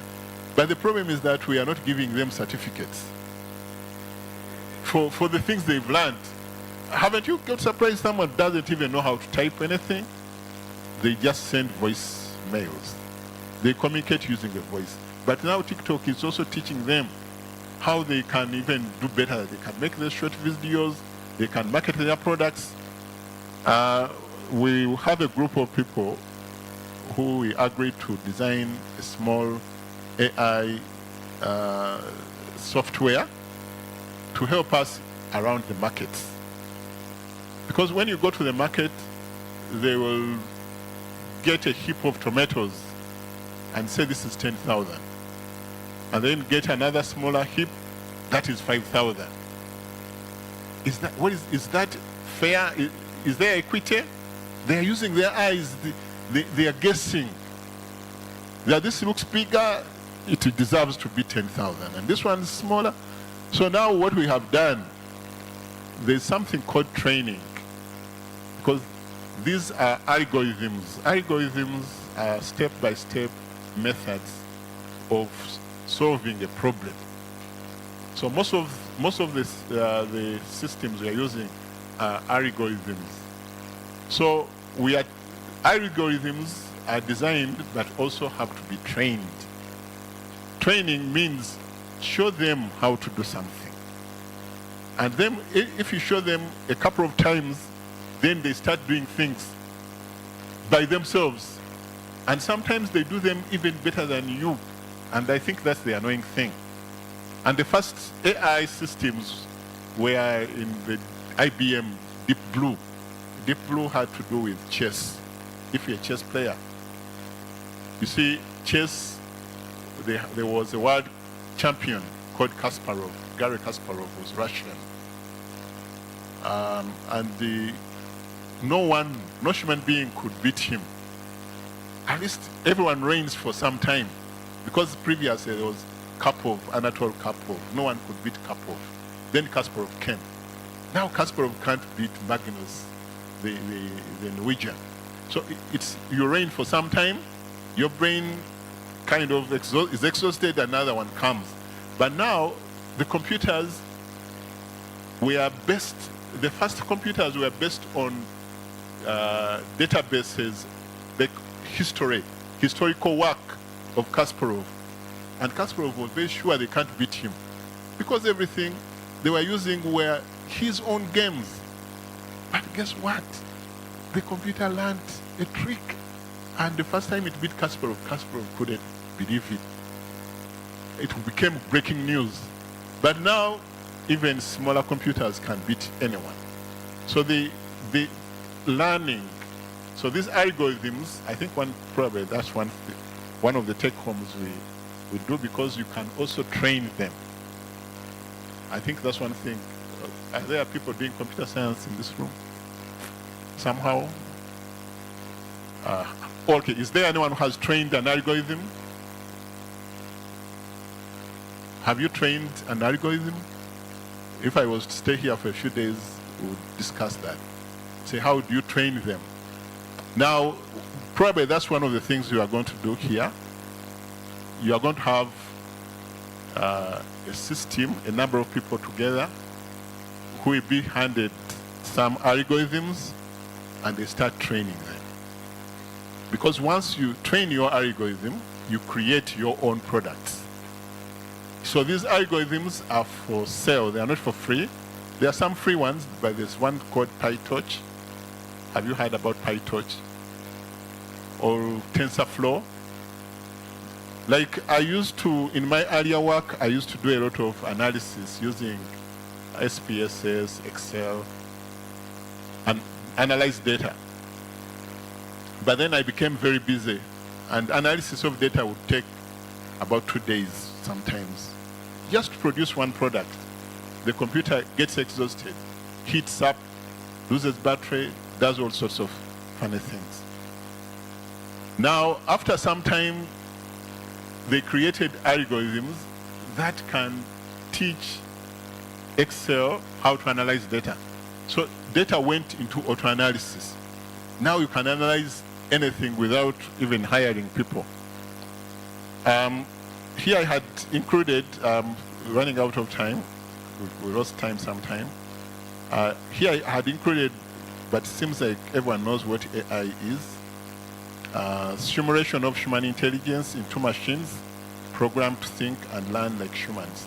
So I think yesterday I had on BBC, even the very people who worked in Google and they were fronting AI, even for the first time, are now worried because machines learn too fast, and now they are threatening us. They are threatening us, so now there is, the talk is about regulation, that even as you train these machines to do what you do, chances are they are going to do, sometimes they are going to do it better than you. I think there are some areas where we are very safe. Theology. Yes. Theology, philosophy, psychology, those jobs are secure for some time. Actually, they are becoming even more relevant because as people drift away from human activities, we need to bring them back. And this is the role of our people to train, bring back, kind of humanize our people again as they learn to do our things. So I will not talk about this machine learning and natural language processing, but I know that people have talked about these. Many times when you talk of AI, you talk of ChatGPT. It's not really ChatGPT. ChatGPT is at the beginning of things. But it's good that you know that. Everyone knows that. Move to the next thing. I think one thing that you put in the curriculum is prompting. Writing prompts. Asking the relevant questions. And the training of some of these algorithms. There are things to do with computer vision. I think this is an area where Bishop Stewart may want to invest. Computer vision. You see this camera in the room? It's just a camera, but now connected to something else. Whatever it sees, it can take it to an algorithm. An algorithm processes and say, oh, that person has been in that room twice today. What are they doing there? But then even the cameras you see on the streets need some algorithms. So I think a university like this, it would be of much use if you can work with the police department, and try to make sense out of that data they see on the streets. They are just cameras and they connect to a central unit in the police station, but the police people are looking at it like this. They don't know what to make out of these pictures. You write a very good algorithm to detect, now they even can pick your facial expressions. So that person looked like maybe not very sure of where they were going. They walked that street so many times. So I think that's an area where you can. Then other advanced applications I've talked about, like robotics. I think it's good to invest in a robotics laboratory to automate a few things. We've already talked about agriculture, the camera that comes and hovers over a plant and detects that this plant needs more water or needs the herbicides if there are some infestations. I talked about neural networks. I probably, as I conclude, I should talk about what we are creating together as National Council, but also with institutions. The blockchain. A blockchain requires whatever you do here, even the student profiles that you are going to start building because you are going competence-based, that we get to see that at the center, or whoever is authorized to eliminate forgeries. So people forging your transcripts and all that will be eliminated. Personalized learning, I've talked about it. Campus operations, like improved accessibility because of the detectors in the cameras, the enhanced teaching and learning in the classroom, financial impact, because this is what the bottom line actually is, that first we began with not having enough resources, but then now the word is leveraging. Our professor here tells me that I use that word so many times. Leveraging is like, in Chinese, I think they have something called taibu, or taekwondo, or something like that. In taekwondo, you don't have to have too much energy. You just need to be intelligent. Because you are going to leverage, you are going to use the power of your opponent. The opponent, has a lot of power. Use it to defeat that opponent. How do you do that? Yeah, you're leveraging, yeah, they end up hitting something which hits them. you just walk away, you just dodge. No, that's what leveraging actually is. You don't have it, but you use it. Use the light from the neighborhood to read your books. Isn't that leveraging? Yeah? Public resources. So I think I'm going to leave it at this because I know that even when power went off, I meant to give you more pictures of this. Let me conclude by saying that we have been endowed to be present in a time like this. Some of us thought that maybe, say for instance, me as a pure mathematician, we are doing a lot of mathematics and keeping it on the shelves. Time came when actually all this mathematics was required to put together what we have right now. And so for us, it's just a great opportunity to be in this time when even you can catch up very fast. When you are probably born not so lucky, you didn't have so many resources, but now you can kind of transform your predicaments. You can transform your life just by utilization of the hard work of so many people around the world. So we really hope that all those visions that have been mentioned, including the country is talking about tenfold growth, which is very complicated to live with. How do you multiply your growth by 10 in a very short time? But it's possible because of the tools that we have in AI and artificial intelligence and innovations that are coming around the world. I really thank you very much for listening to me. I'm sure that even with disruptions, at least we'll be able to talk about something. Thank you very much.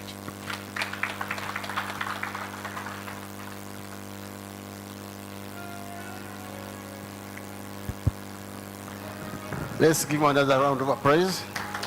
And can we all stand up and clap for Dr. Vincent Sembatia for such a wonderful presentation. Thank you very much.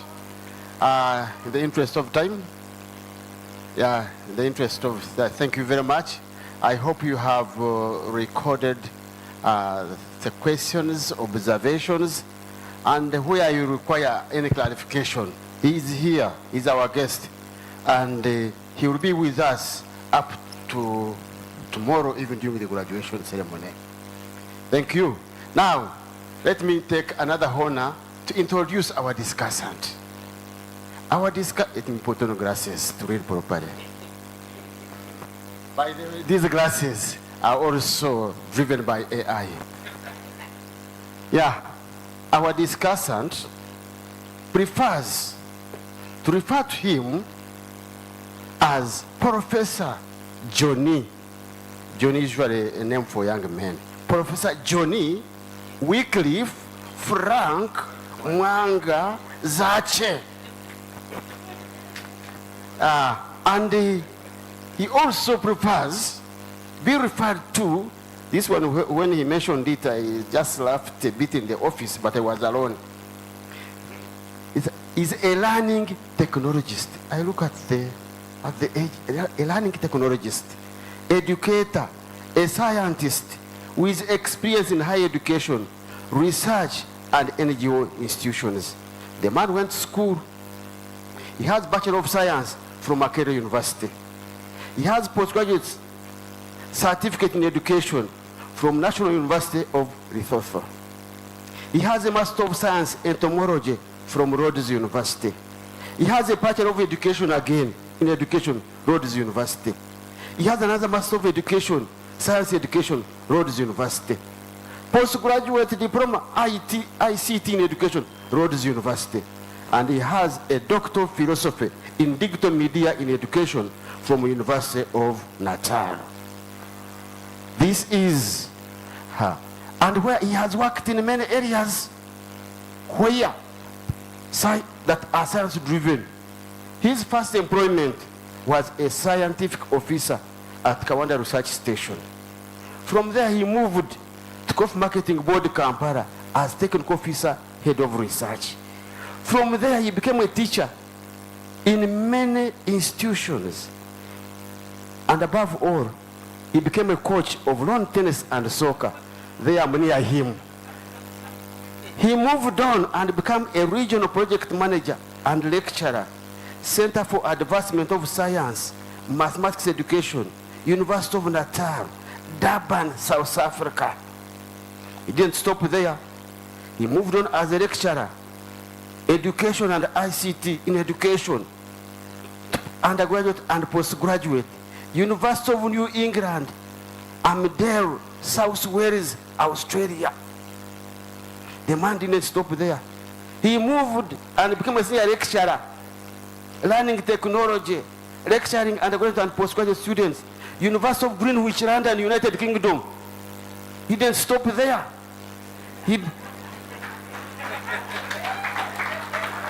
continued to publish and publish and publish, and he became an associate professor of learning technology, lecturing, both undergraduate and postgraduate, University of Greenwich, later associate professor and head of ICT department, Uganda Matters University Nkozi. Now you can see the connections are coming. When you talk about Nkozi, connections are coming.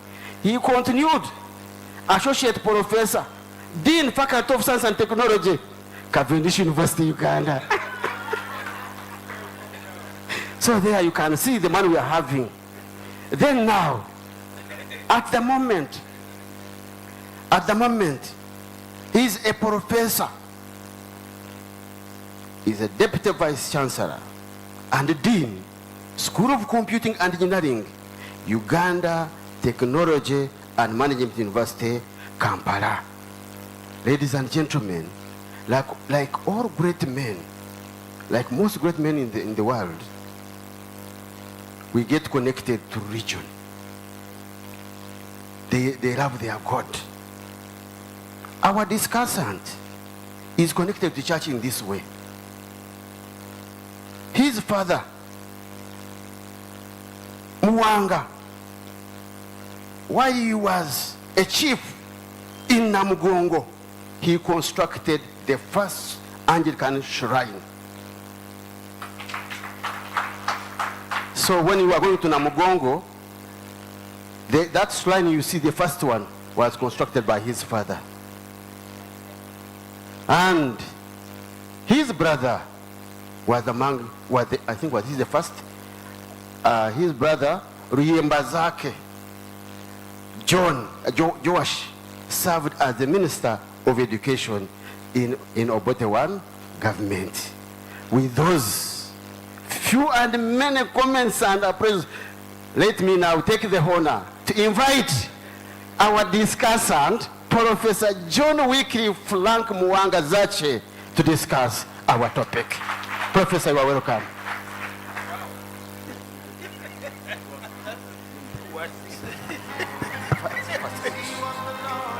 It was quite interesting. Ladies and gentlemen, I thank you very much. All of protocol observed. Gentlemen, allow me not to go through your titles as he has done, but allow me also to thank my colleague, Professor Joe, for inviting me to be among the land fellows. It's not very common. And I think, Professor Mugisha, you have done a great thing. It's rare to gather land people to discuss topical issues like this one. Thank you very much. Now, ladies and gentlemen, I'm just going to be complimentary to what he has presented. I don't need to add much. I will try as much as possible not to be a devil's advocate, especially in front of the clergy. So, I will try to take us back to this title. It's very, very, I don't know who designed it. It seems to be coming from Professor Mugisha here. But it questions us all, as Ugandans, as academians. And for me, I start with asking, when I look at such a title, whose education is it? Whose education are we delivering? We are talking about AI. And if you think a little deeper, you'll find that we lost our indigenous knowledge. We lost it. And I think he tried to, well, kind of hinted at it by saying maybe we should start our own technology. As much as we shouldn't reinvent the wheel. But clearly, I think we have been socialized out of our knowledge systems. And possibly that is where our problems start. When we look at things like AI, they are so foreign because they didn't evolve from us. They are introduced, and then we struggle to learn them. Yeah? So, as much as we shouldn't reinvent the wheel, at least we have the communities to think about. The community we have here is the land community. And maybe we should ask ourselves, how does AI serve the land community? He has touched on that. The professionals. Yeah. But I'm also worried about, I heard somebody talking about the LOC. It would have been interesting for that LOC to be here.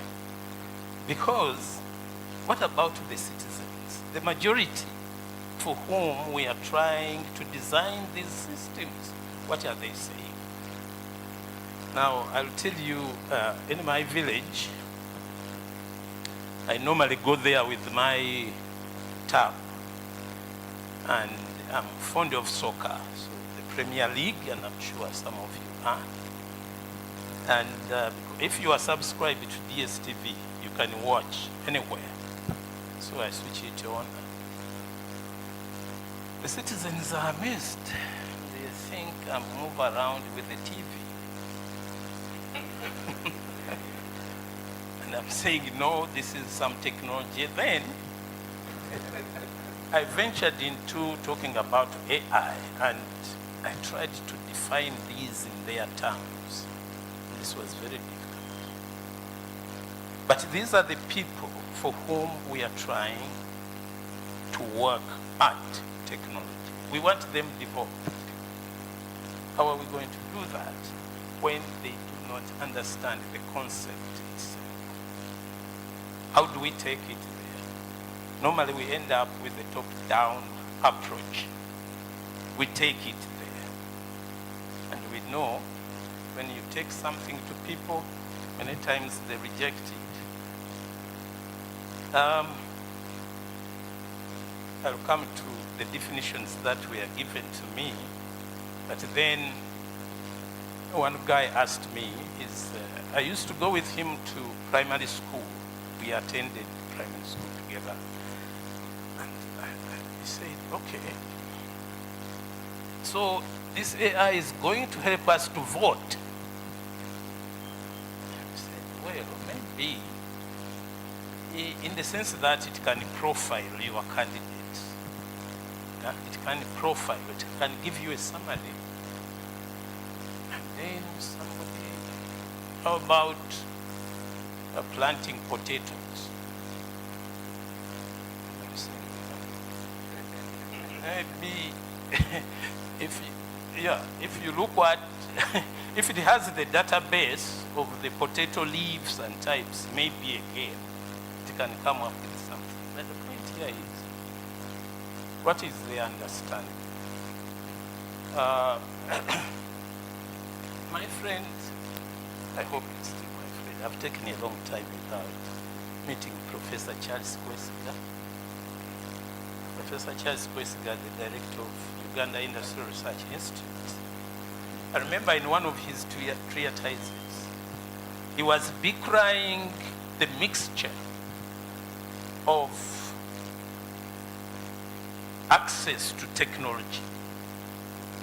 He was saying, you know, we are talking about these industrial revolutions, 1, 2, 3, 4. Now there's a fifth one where they are going to plant chips into your bodies. And he said, you know, Zaki, where do you start when you are dealing with such a mixture of populations? In my village, surely there are people who haven't even started to use any technology.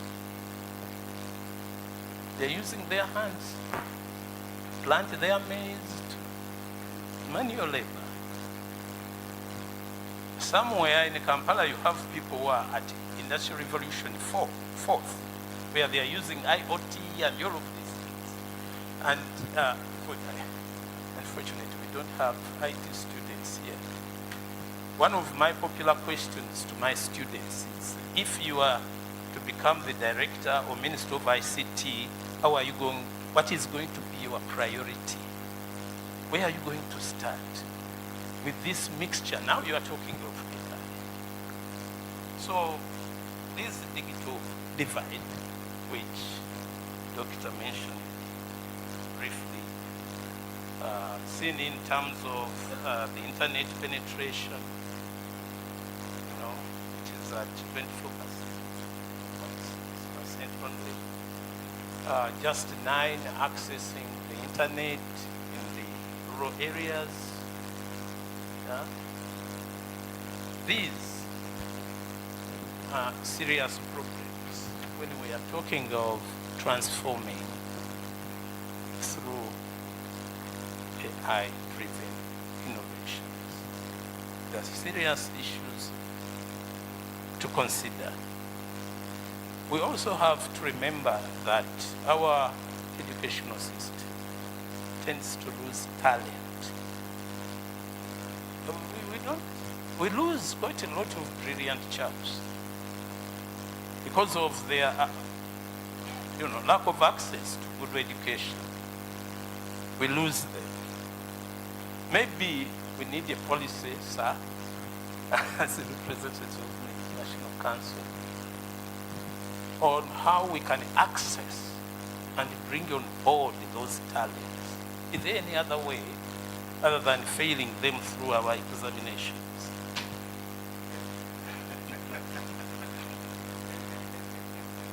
Yeah. Because they are there. Me, I remember leaving guys who were more brilliant than myself in primary school. And this is a very, very big issue. So we are also, of course, that's another story. Quality of education and access. It's very, very big. Because you and me know the kids that make it through, maybe even to hear the Bishop's steward, are those who have had guardians or parents who are able to pay fees. This is a big loss to the nation. Then there's that term where impact is. Yeah, community impact. And of course, those of you doing research, I'm sure Dr. is good at research. Impact is normally measured longitudinally. But in this case, Professor Mugisha, you actually challenged us on this one. How we are going to measure this one, the impact. How are we going to determine that? Well, maybe the students here will come up with something. Transformation. Thank you very much again for that. Lots of us look at transformation physically, and yet it is beyond that. It is including the intellect.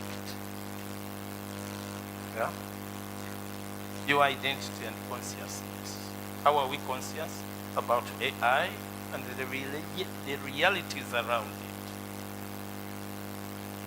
The challenge we have in our education is, and these terms we are talking about, we tend to domesticate them. We domesticate. By that I mean we almost memorize them. As a dean of computer science and technology, I normally ask my lecturers, how are you teaching technology without domesticating the whole process? You talked about those algorithms. And some of these lecturers force students to memorize them. Yeah? And how can you create an innovator who has simply memorized the process?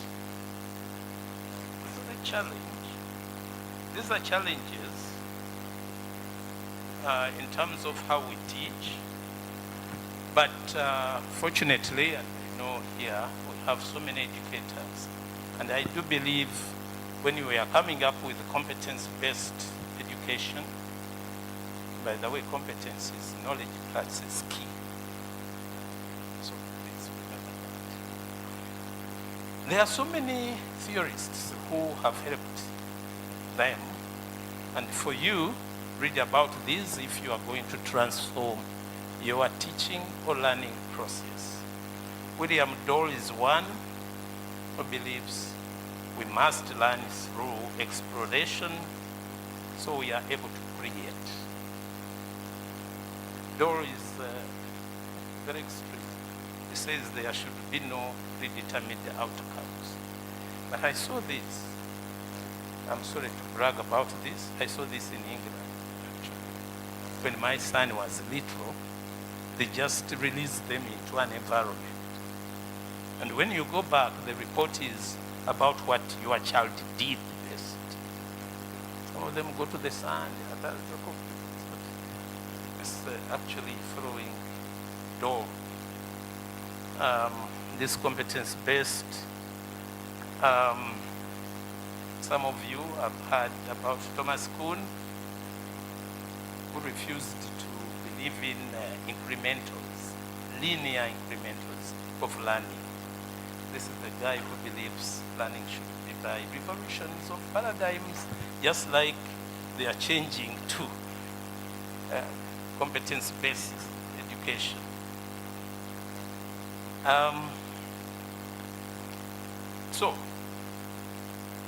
We need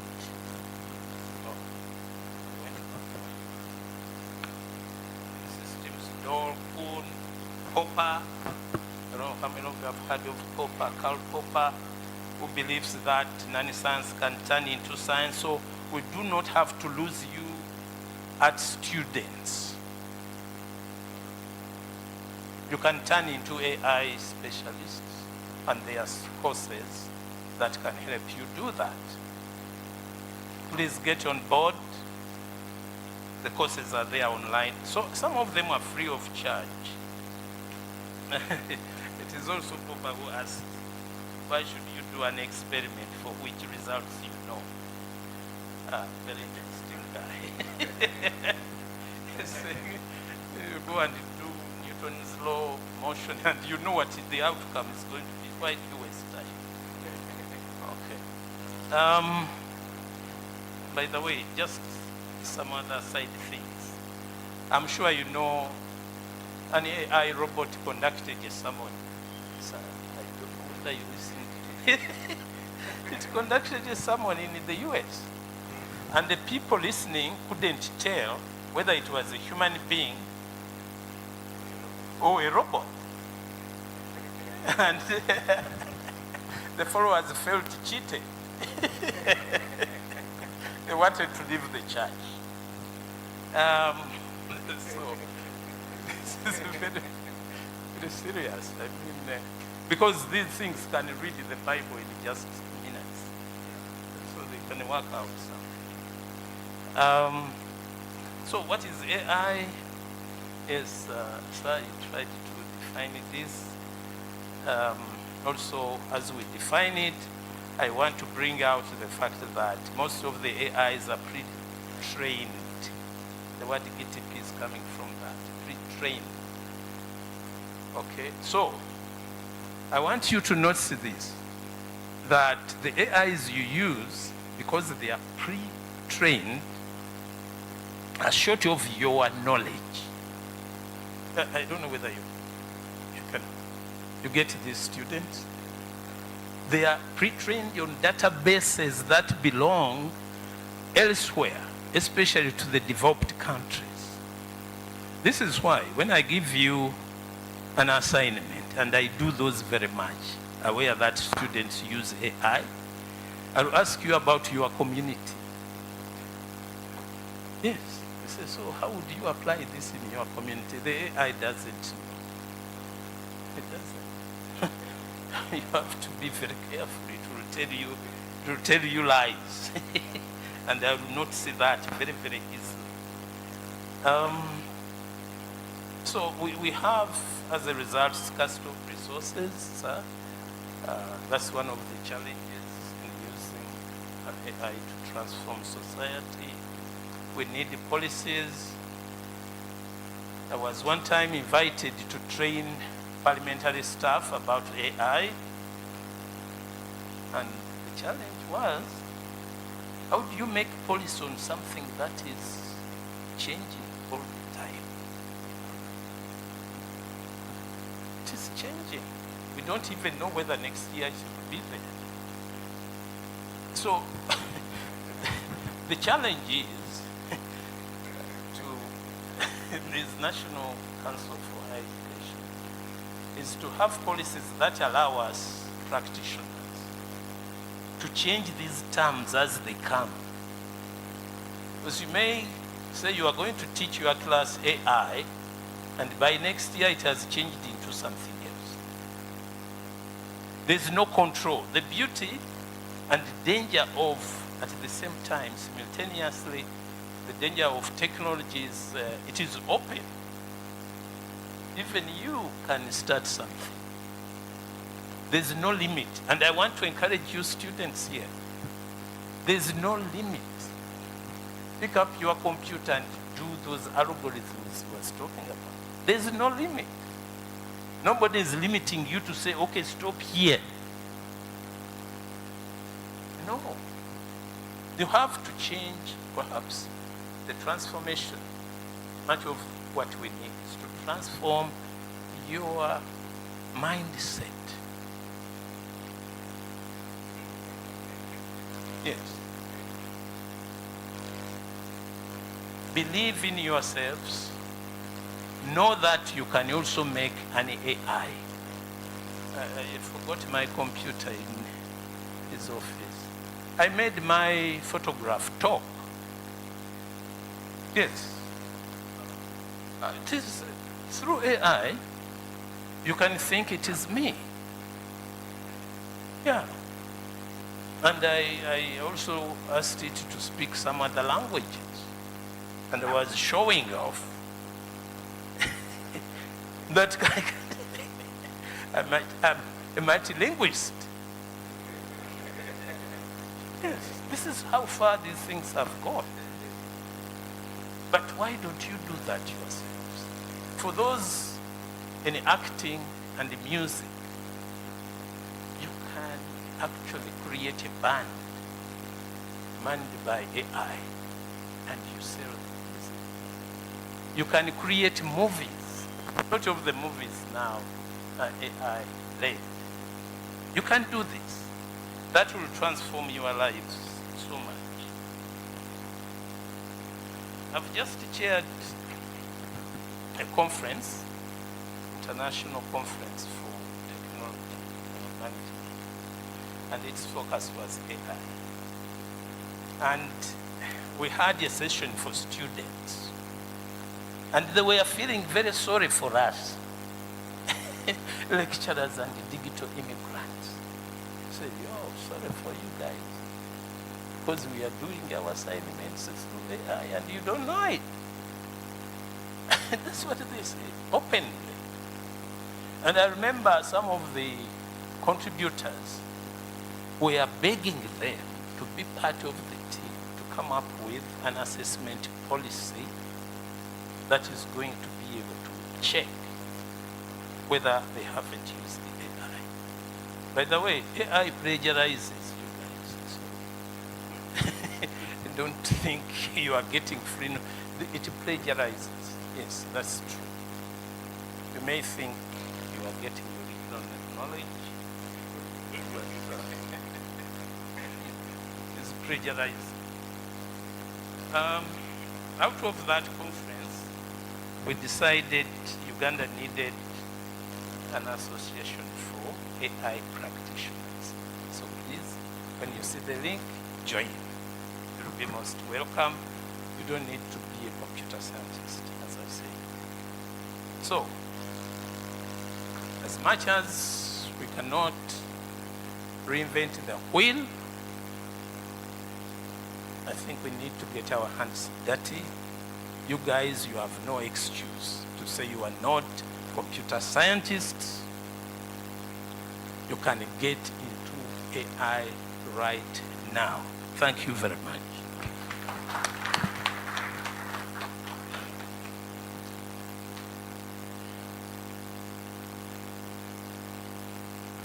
Let us clap for him again. Thank you very much, Professor. And let's go and make our own AIs so that Mukundane, when you are preaching somewhere, use your AI. And people will say, wow, Mukundane, he can speak, he can preach. Yeah, thank you very much. We are now going to a question and answer session. And I request Councillor Alan to head this session of question and answer session. And meanwhile, your graduates be getting prepared for the award. Thank you. And my IT team has gone out.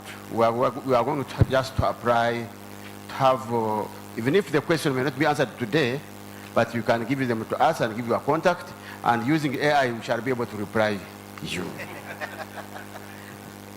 Thank you. Yes, thank you very much, Dr. Milton, for introducing me. Special thanks go to our discussant, Professor John Zache, and our keynote speaker, Dr. Vincent. And of course, we want to thank the audience for paying attention up this time. It is your turn now to fire questions. And I want to do it this way. The ones that have the courage to ask the questions, you will put up your hand, we pick on you, you ask your questions. But not all of us have the courage to speak. So I will, you put up your hand, I give you a small sheet like this, you write your question and then you pass it on. Then I'll read it for you here. And then of course, our discussant and the keynote speaker will be very ready to answer you. So let's move. Where do I start from? Professor John. Thank you very much, our speakers this evening. The AI question is a big one, and I was wondering, how do we get ourselves, how do we get Africa, how do we get our rural communities? You know, we are still struggling to be part of the money economy. We have heard the president saying, oh, you are not part of the money economy, which is true. The last seminar that I conducted, I organized one at Cavendish, was on formalization. And then we discovered that actually many of the people, including professionals like myself, are not in the formal economy. For instance, he said, how many of you have land titles? And we are all living on traditional acquired land. And so you can't use it to get a loan, you can't do what? So I was thinking, what if, and BSU is actually moving in that direction of implementation research, what if we do lots of community implementation research or applied research? We get So we carry out surveys. If I use my example of public health, we do health impact assessment. We do community diagnosis. And then we come up with huge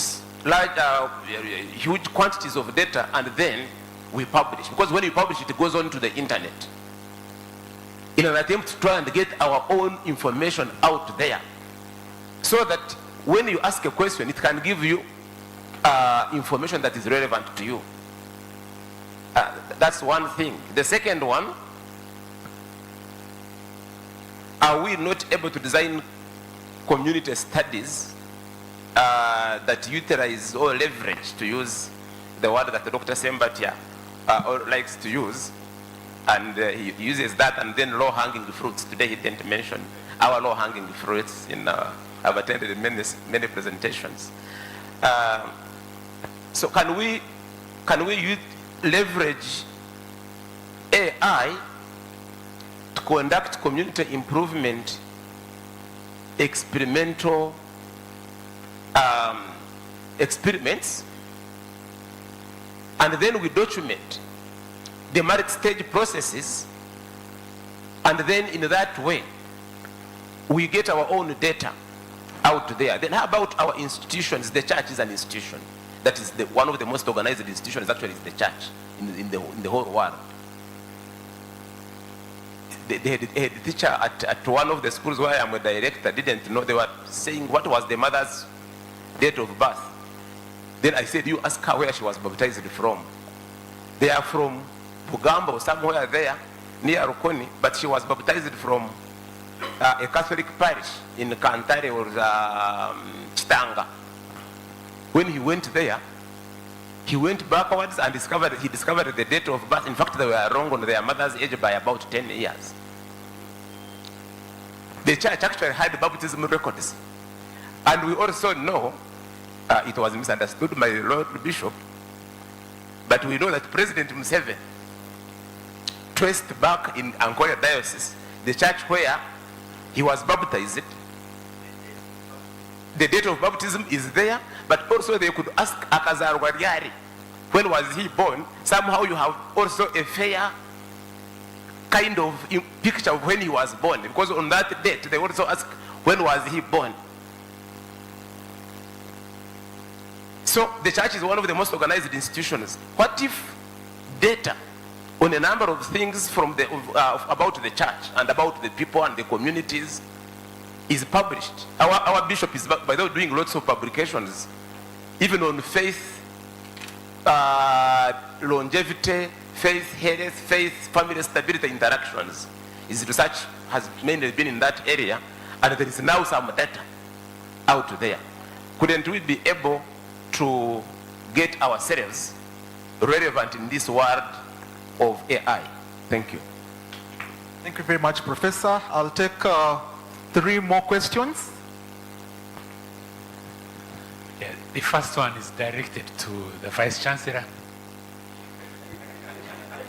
For the amount of the awareness that has been created, shouldn't AI be a compulsory core subject, like the Bible is, so that everybody is introduced to AI, because everybody will use it? So I want to know if a resolution will be made. Then, just to inform that in my former department, where I think I still belong, we taught the AI about, say, the effect of diabetes on the eye. And we spent the whole week feeding it. This picture makes this. This picture is this. So that after that, computer was expert on different stages. So a nurse in the village uses a camera to take the picture of the eye, inside the eye, and then sends it to a central system. So that when 10,000 people are examined by these nurses, only 20 should be called to see the specialist, instead of a specialist examining 10,000.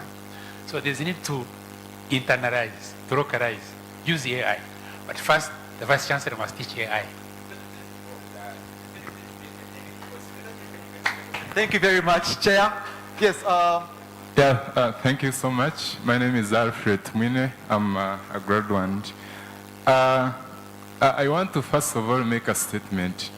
The lower secondary curriculum, the competence-based curriculum, promotes collaboration and teamwork, critical thinking skills. But when you look at AI, it gives someone an opportunity to, get to take an example, ChatGPT, Microsoft Copilot, and they get to, understand each and everything. I mean, they get to know each and everything. Now, that question of mentorship is dying because, I can go to AI and get to know whatever I want to know.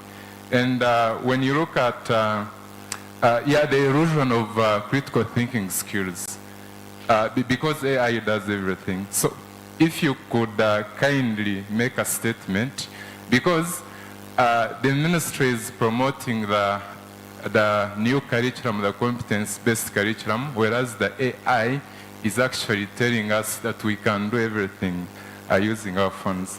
Two,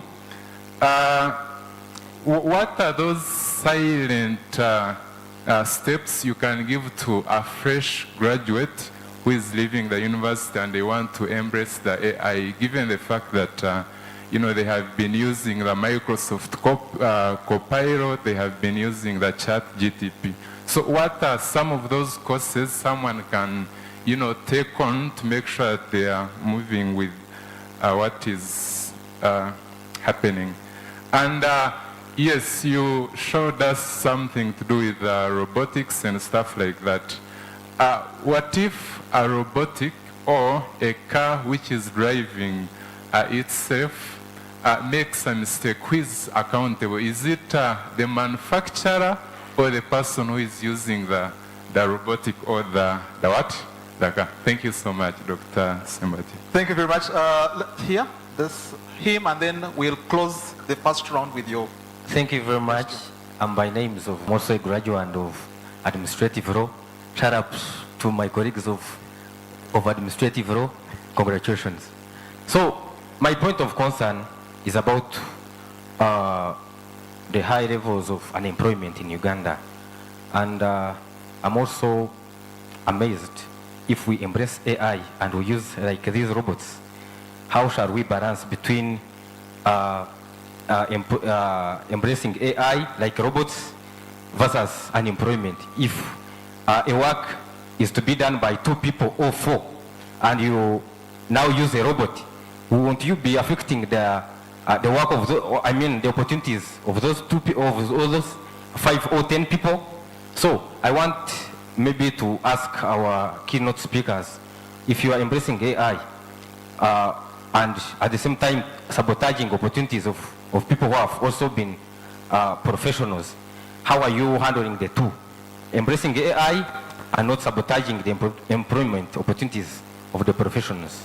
I thank you. Thank you. Dennis, last question for this round. Last. We'll come back to it. Meanwhile, the ones that are writing, I'm about to collect those questions. Please. Thank you very much, our brave keynote speakers. My name is Aaron Ayinomugisha. I am a student here, journalism and mass communication. First of all, I can't go without appreciating the VC. He's doing a great job in as far as promoting transformative education is concerned. My question goes to Dr. Vincent and the National Council for Higher Education. Jack Ma of Alibaba said it is not the technology that changes the world. It is the mind behind the technology that changes the world. And this session comes at a very timely moment where we are going into the graduation. My question is, how do you work with institutions, top stakeholders like BSU, to measure success when institutions have sent back these graduates to their communities, the communities that are counting on them to transform those communities, but now we also count on those products, the graduates. How do we measure success? And how do you work with institutions like BSU to to ensure that that success is achieved. Final about that, as young people, we have been victimized, and most of the times I've attended sessions like this one. I was in Austria to attend the International Press Institute conference about innovation, but most of the speakers from Africa were victimizing the young people. When they are speaking, it's like the young people are facing the biggest predicament, so they cannot find solutions. It's like it's a very big threat. How do we reinforce the young people so that we can hold the flag higher? Thank you very much. Thank you very much, Professor and Doctor. I'll, yes, sure. No, well, thank you very much for those very nice questions. Yes, Professor Mugisha, who normally has most of these answers, still has some questions. How would we organize ourselves? Yeah, it's well known that most of the algorithms that are being put out to make decisions for us are biased. Because of course they've been trained on data which is not contextualized to our situations. So if say an algorithm is taught how to identify a dog, and all the dogs that have been shown this algorithm are from Europe, it may see our dog and call it something else, call it a rat. Yeah, because it has never really seen such a dog. I don't know why they have not stumbled in that yet, but somehow, luckily enough, the algorithms have been probably trained more than that. And even though the ChatGPT is pre-trained, the P part, G is generative, P is pre-trained, and T is transformer. So that's why GPT comes in. But the pre-trained means it has been trained already. It's out there for use. But luckily enough, the later versions, like 5, you can train it. Actually, the one, when it sits on your computer, it's open for training. You can show it things and it will remember them locally, but don't expect another friend of yours to generate the same answer as yours, because it is looking at your computer locally. And they've also given you options to show it your Google Drive, show it whatever you like, load it with that information. It will probably do a better job for you. But for questions of we should deliver our data, I think there was a fear that the moment we disclose our information, they are going to colonize us again. So people preferred to live offline. Don't put your things online, they are going to steal them. Now there's another problem. So it's a give and take. Don't show your information online, you are not training. You are not participating in the training or the algorithms. So if even the church can help, because now we've started asking these algorithms to translate in local languages. You can try it. Ask it a local language expression. It may give you the right answer. But sometimes if it doesn't have the answer, it will concede and say, I asked it about Chinyarwanda, it says, sorry, I don't know Chinyarwanda. Then it will tell you, if you give me this and that, I'll be able to help. But it's not Swahili, incidentally, because the Swahili is more walked around. There's someone in is it Tumwebaze? Yeah, Sandbad. He's working on this training in 2 local contexts. So you can join those people leaving this university as graduates. You may work with that Ernest Tumwebaze. He, I think, would give you, even you don't have to walk to Kampala. You can work from here to train, to join the community of trainers for these algorithms. Show it what a potato looks like, tomato, even in Komamawanga, whatever they are, show them. Say this one is called this. You will see, it will move around with that knowledge. I remember Vice Chancellor Professor Mugisha warning people about their mobile phones studying them. Yeah, I mean, that is part of training. Now, I can identify faces. So, and link them, tag them to your name. And that's pretty, on the other side, it's a bit dangerous. Make sure when you are on social media, you go as Vice Chancellor advised, visit responsible social media. And you forget, I mean, I see TikTok is very dangerous because as you watch, it brings in a vulgar video. And if you have many of those, you are starting to be classified along those lines, and that is why it brings more and more of those to your phone. And for you think it is helping you, but so that's another kind of training that you should be careful about. Thank you. Yeah, thanks, Professor Zake, for mentioning that. Previously, I think you thought you were watching your TV, but remember the TV is also watching you. Because now these smart TVs will go off if you start dozing, it will go off. You watch it as it watches you. Your phone is watching you and is delivering information to somewhere through cookies. And so, but I think creating a community of practice, people who can support the church into getting information out there, the church can moderate it, so to give you the correct versions. But I think people have translated, the Bibles did us very good. I think that was early. Bibles were translated into languages, different languages. Dictionaries have been translated, you call them the taxonomies, so the classification of things. So thank you, Professor Zake.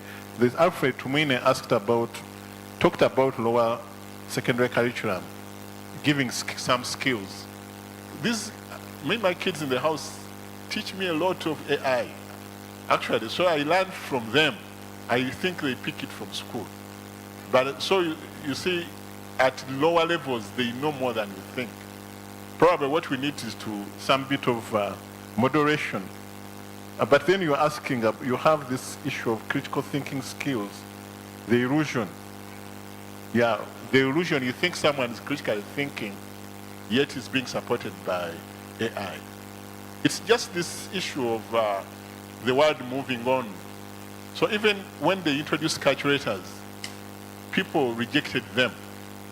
Say, don't use a calculator, you are cheating. But now show me anyone who is not using a calculator. So at some point the world, the barrier moves. It has moved, everyone is using AI, because this also links to the question of whether it will take away the jobs. They told us AI will not take away the jobs, but people using AI will take away your jobs. So what do you prefer? So AI doesn't have interest in your jobs, but the people using AI will take over. So, Professor Zake. Ladies and gentlemen, in those countries where these technologies are evolving, people move on to other kinds of jobs. Yeah? They learn, for example, if your job was to fit parts on a vehicle and a robot starts to do that, you are supposed to move on to another set of skills. Now, this set of skills will probably be aligned to what is required for that robot to work. Yeah? So you would probably move on to understand how does this robot work. You learn to service it. So you become part, as he's putting it, you become part of the new workforce. So it's not like those jobs go, they may go here because we are laid back, but out there, those people move on to probably the skills that are required to produce the robots. I don't know whether you get me. Yeah. Thank you. Someone, again, I think it was Alfred, again, about the graduates, say, going to the world today. What are we telling them? How are they going to survive out there? And how are we going to measure some of this impact? I think someone else asked about that. Somehow we have even given you some start-offs. So even if you work in a market environment, think of how you can use AI to improve your perception. I've already given you an example of pricing. People are guessing, even on the roadsides, they are dangling fish, and they will tell you this one is 45,000. You can spend a lot of time haggling to try and reduce that price. Why don't you find a way AI can help you to give you the right price of that fish? Because it's a matter of training. There are algorithms that you can train. Show them different fish and the prices and the best sellers and send it to now learn. When you give it a new fish, it will tell you that one pay 10,000, not more. And then you pay. You can carry that up on your phone. But now you can also help the marketplace, the whole market. Whatever they are selling, say, before I sell, get to know how you price your things. That one is just a tip. But there are so many other things you can do out there in communities with this. But most importantly, because I learned of this in MIT, people took back some of their certificates and say, especially they were computer scientists. So you told us these jobs were there, now they are taken over by machines. Here is your certificate. So before you do that, before you take back your certificate, try to be lifelong learners. So someone who can learn, as Professor Zachary told you, learn something else. If the one you took on did not provide you, because if you are like a pianist, you took some time learning that skill. Now you can show the staff notation to a computer and they praise the music so well. So now you wonder who will hire you as a pianist. Of course, right? Yeah, the AI are very good at art now. Yes, can reproduce you in a moment. But I thought the student is going to sympathize with us lecturers, because AI is now teaching you a lot of things which we don't. And I remember in Australia, the students were arguing that their fees should be changed.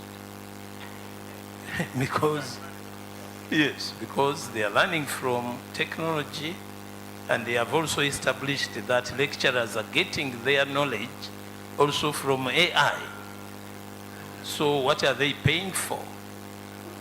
And it was a very big discussion. And I don't know how it is going to unfold here in Uganda. Actually, Professor, as you're still on the floor, please answer this. I believe it's a gentleman from the handwriting. He's saying that AI is here to stay, but you called it plagiarism. Yes. And it is fought by conservative professors and lecturers, where me and you belong. So how do we, his question is, how do we promote the use of AI amidst contradicting views of the youth and the elderly teams? We digital immigrants, we are of course in danger. But what you are, yes, it plagiarizes, that's a fact. When you type in, you Google anything, it will give you answers. But it is picking those answers from somewhere. And the danger is you quoting those without reference. Okay, and if I take your text into a plagiarism tool, like a Turnitin, it will show me where those came from. And it will be you responsible for that plagiarism, not the AI. And another thing, AI, I agree personally. In fact, I guide my students on how to use AI. It is there, but you have to find ways by which it is helping you, other than using it as an end in itself. The challenge that you have, you students, is you feed the AI with my assignment, and it will produce it in about 5 minutes, or even 3 or 2. About 2 minutes. Yes. But even as I teach you to explain to me what you have produced means. I force you to think. Because you give me an essay, I will call you and I say, okay. So a lot of us are going back to Vivas for big essays. I will call you in. You have scored 80%, thank you very much. Can you come in and we talk about it? And obviously, you won't have the answers, my friend, I'm telling you. So try to practice thinking around what AI is giving you. Thank you very much, Professor. Yeah, thank you. I think still Alfred had another question on ethical issues of, say, self-driving cars. Yeah, I think there was that story of a self-driving car which decided to kill. But it's just a myth. It killed its manufacturer, is that true? So it killed a passenger. So because now it is faced with an ethical issue, so if it sees a group of kids crossing the road, okay, and now it is supposed, if it has to make a decision whether to run into the kids or to knock a tree, diverge from the road, save the kids, end up knocking a tree and killing the owner. So ethically, you see, it will decide to kill the owner. But in our world where we live, the owner makes the decision, saves themselves, may decide to run into the kids. So how do we get ethical? Ethics is being coded into algorithms.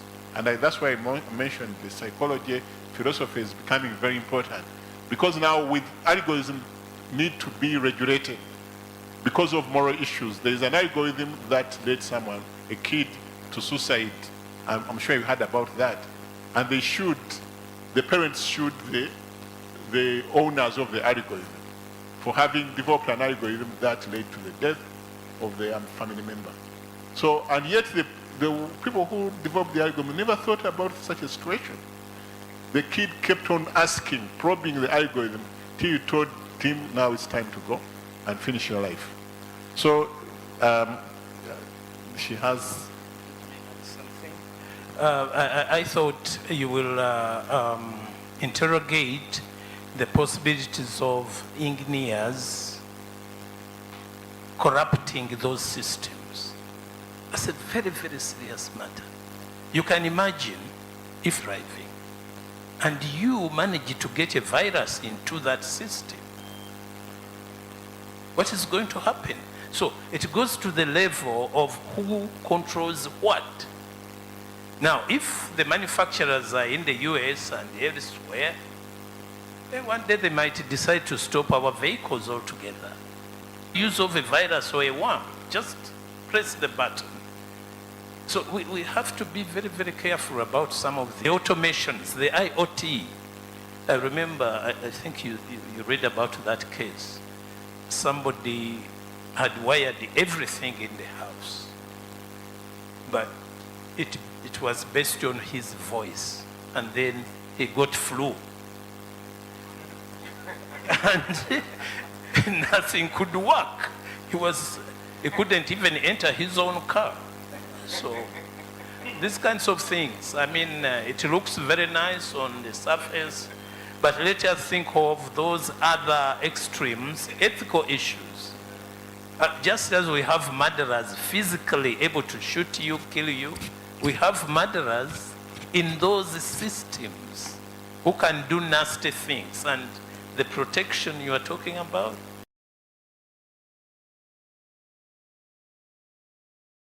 of algorithms being secured is very, very, very important. And in fact, it calls for very serious policy. Thank you. Yeah, thank you, Professor. Yes, they ask very good questions. I think they've been thinking about these things. The question of unemployment, that one has been handled. Yes, they can't guarantee. Who said that the world cannot guarantee you a living? Yeah, it's a jungle out there, so it's going to stay competition all the time. So which means you have to jump onto the next skill. You cannot, even what you've learned, you are the best at it. I've asked people to show me their phones before, and whoever had a phone with a screw, we had put up money to give them money if your phone has a screw. Yeah? So now if you are trained to open phones using a screwdriver, definitely your job is long gone. And even opening a phone may not be necessary at all, because you won't even see anything serviceable. So what will happen if you were a technician who are trained, even banging an engine car, because that's what happened. You go to a garage, they bang, they fix the car. Now you even open, you don't see an engine. It's an empty box because it's an electric car. So things, the boundaries are moving, and the thing is like they're moving much faster than previously. So there's that story of Chinua Achebe, of a man learning to shoot without missing. And so that forced Eneka the bird to fly without perching. Yeah, because that's what it is. Prof, I think there's this question of Jack Ma. Yeah, Jack Ma claims not to have gone to school. You know that. He didn't go to school. He says he failed every interview ever given to him. But he became a billionaire. And actually at one time, I think he sent masks to Uganda during COVID. Jack Ma. And he's the one who said, don't blame the what? The technology. You want to blame the person behind the technology? Well, that is, if you say that, I don't have much to say about that. But Prof here might, I think you will say something about that, and how should we measure success? Graduates going out there, how will they make impact in the communities? Thank you very much. Measurement is a very, very difficult thing because you need a benchmark. But I'm sure Professor here knows. We have what we call graduate attributes. Graduate attributes, they are normally embedded in the values and missions of the university. These should be measured against community needs. They should be measured against this. So if a student, because they are generic, they cut across programs. So every student should graduate with those. And the tricky part is how to make sure these trickle down into the way we teach in each course, in each program. That's where the tricky part is. I think the universities have these graduate attributes and the qualities of a graduate. So, for example, if I walk down in Mbarara city, I meet somebody, I should be able to link that person with Bishop Stewart University. Sure. I should. And so that's what you go out with, regardless of whether you studied economics, science, what. They are those. And unfortunately, a number of them are not direct.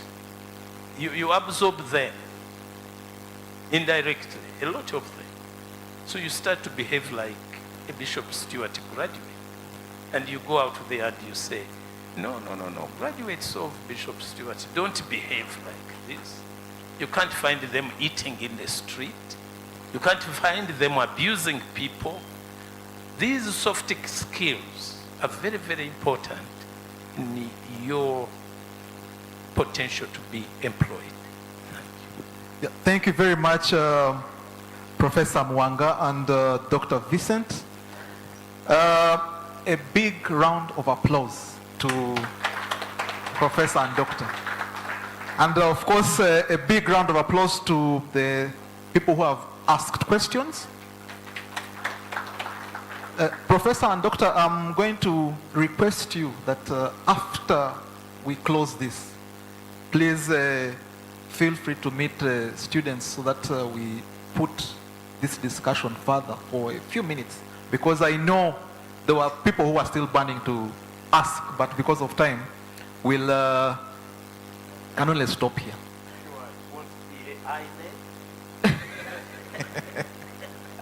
Yes, so Doctor, allow me to close my session and then we proceed to the next bit. A round of applause for Councillor Alan for taking us through this item. Thank you very much. May I invite now Reverend Mkundane to continue your business, and I'm giving you 10 minutes. Thank you very much. Let's give them another round of applause, ladies and gentlemen. And with a karuru for this. Hey, you people, you don't know how to make a karuru for such a big presentation. We clap and make some good noise. Thank you very much. Now, we are going now to relocate our visitors. And Dr. Milton will request that we relocate and come here, and then we go into another smaller session of graduating students. Ladies and gentlemen, we have a smaller function that we are going to go through. It is just going to take us a few minutes.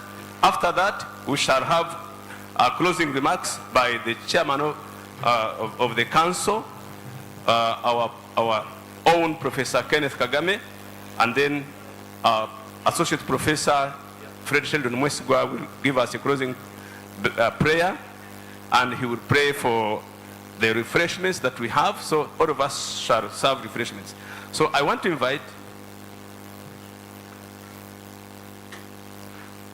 I want to take this honor, ladies and gentlemen. As we earlier said, Bishop Tutt University trains a certificate in administrative officers law course. This certificate is a requirement by the public servants and all of us, those that work in different offices. It's a requirement for you to get some employment or some even promotion. So I want to implore everyone here to take on this certificate. So we have two intakes. We have June intake and December intake. Right now we are receiving applications for December intake for a certificate in administrative officers law course. So if you are here, you know a colleague, a friend, a brother who wants to have this certificate, tell him, her, that we are waiting for him or her to apply, because in December, if immediately after the closure of the semester, then we shall receive them and train them, because we usually train them during holiday. Please. Otherwise, thank you very much. I want to invite Councillor Alan to come and take us on this session. Thank you very much.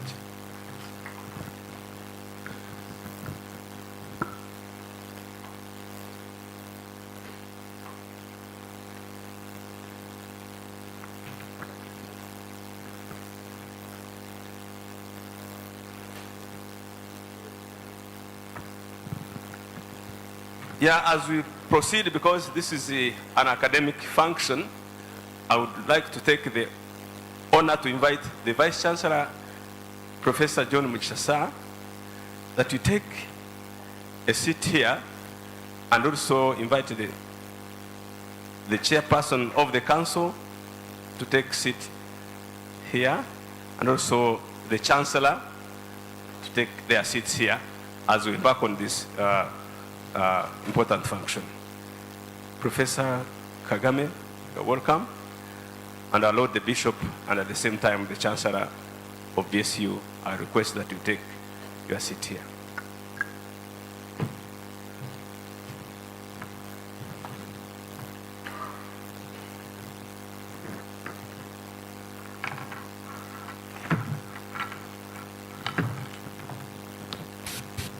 Thank you very much, Dr. Mkundane.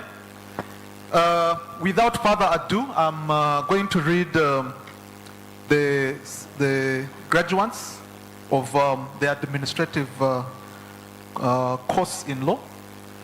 So I'll read your name, you pick your certificate from me, and then you'll have the honors to shake the hands of our chairman of the council, our chancellor, and lastly our vice chancellor.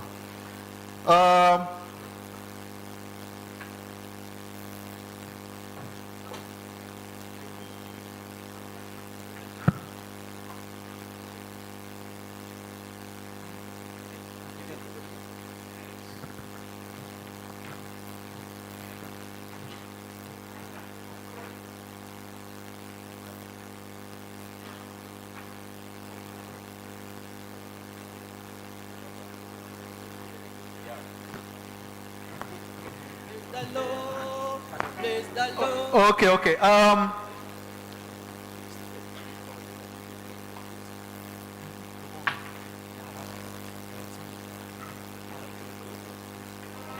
All right. Kenga no Donamu, please hurry up. Followed by Bambaza Johnson.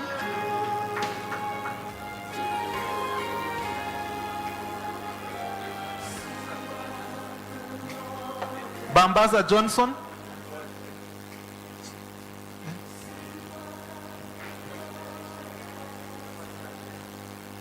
Bambaza Johnson. Orichiriza James. Ashaba Sarah.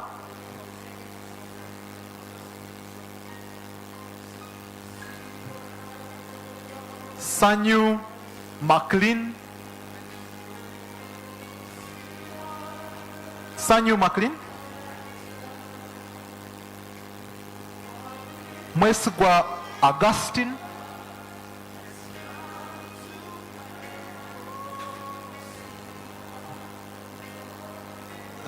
Sanyu, so you'll be just after, yes. Noataho Merab.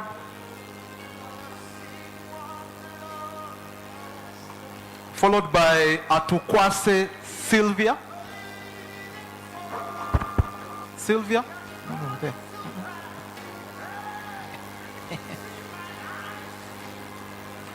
Namanya Benson.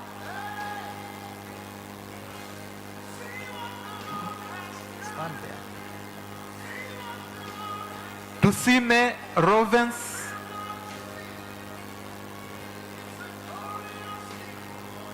Rovens.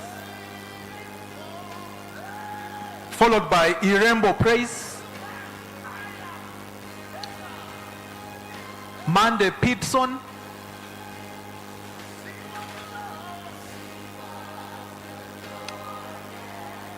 Mheirwe Dennis. Kambaho Wilberforce. Magara James.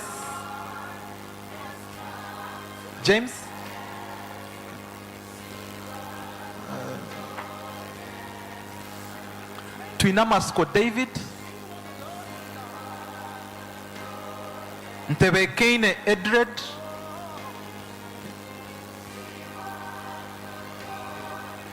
Nahamia Kilofas.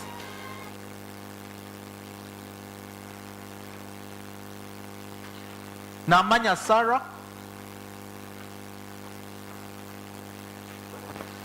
Tutaise Ronald. Masco Samson. Masco Samson.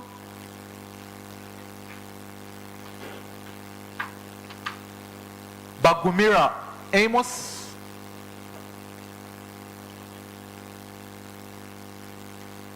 Ainomucha Charlotte. Arinda Brenda. And then lastly, Ainopsinje Doreen.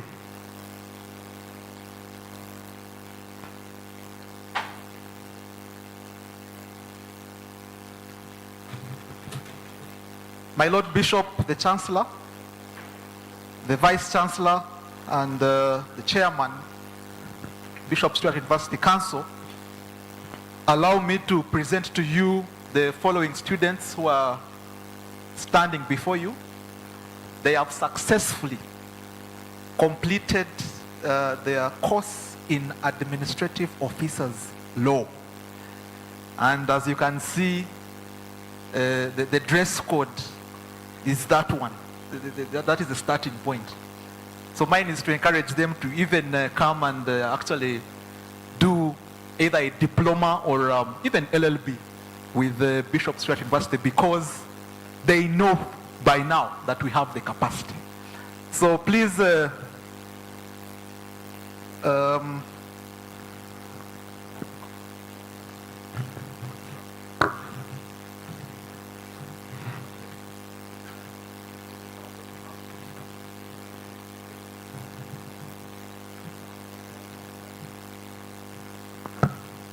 Kenga Brano Donamo.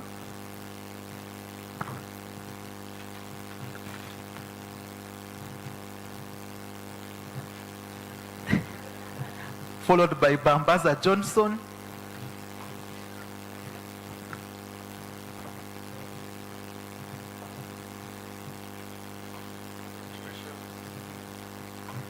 Orichiza James.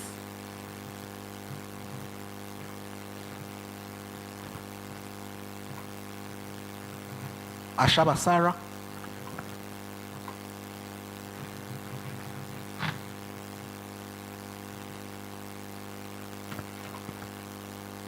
Mwesigwa Augustine.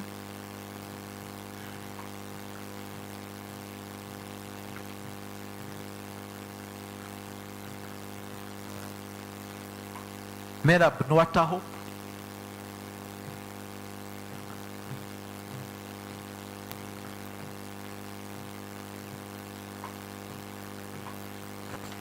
Atukwase Sylvia.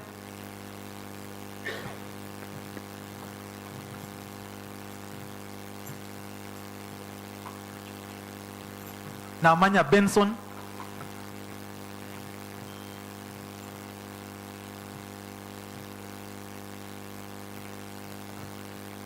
Tusime Rovens.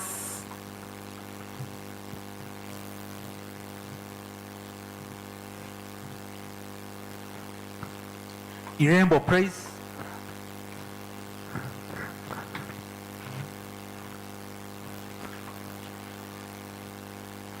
Monday Peterson.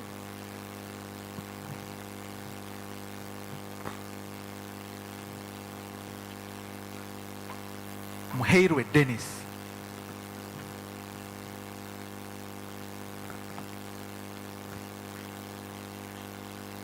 Kambaho Wilberforce.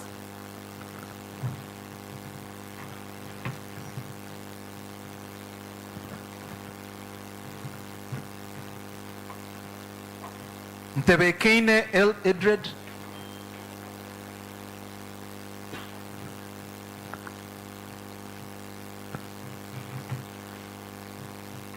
Twinamasko David.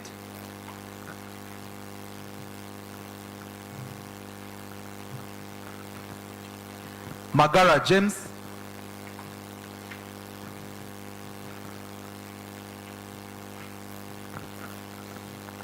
Arinda Brenda. Bagumira Amos.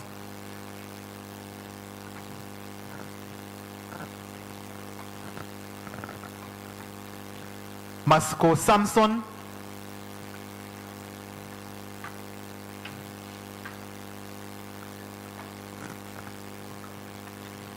Tutise Ronald.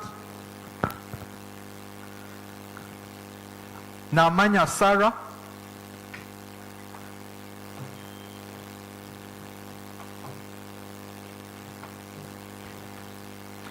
Nahamia Cleophas.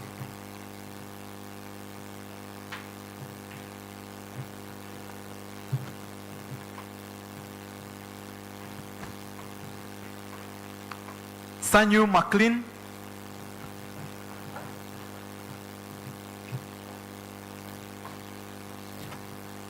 Arinda Brenda.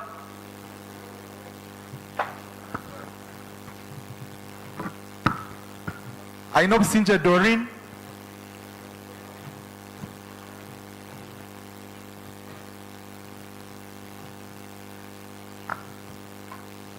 And lastly, our Chancellor, Vice Chancellor, and Chairman School Council. This is one of our staff. And she's called Ainomucha Charlotte. So please, staff members.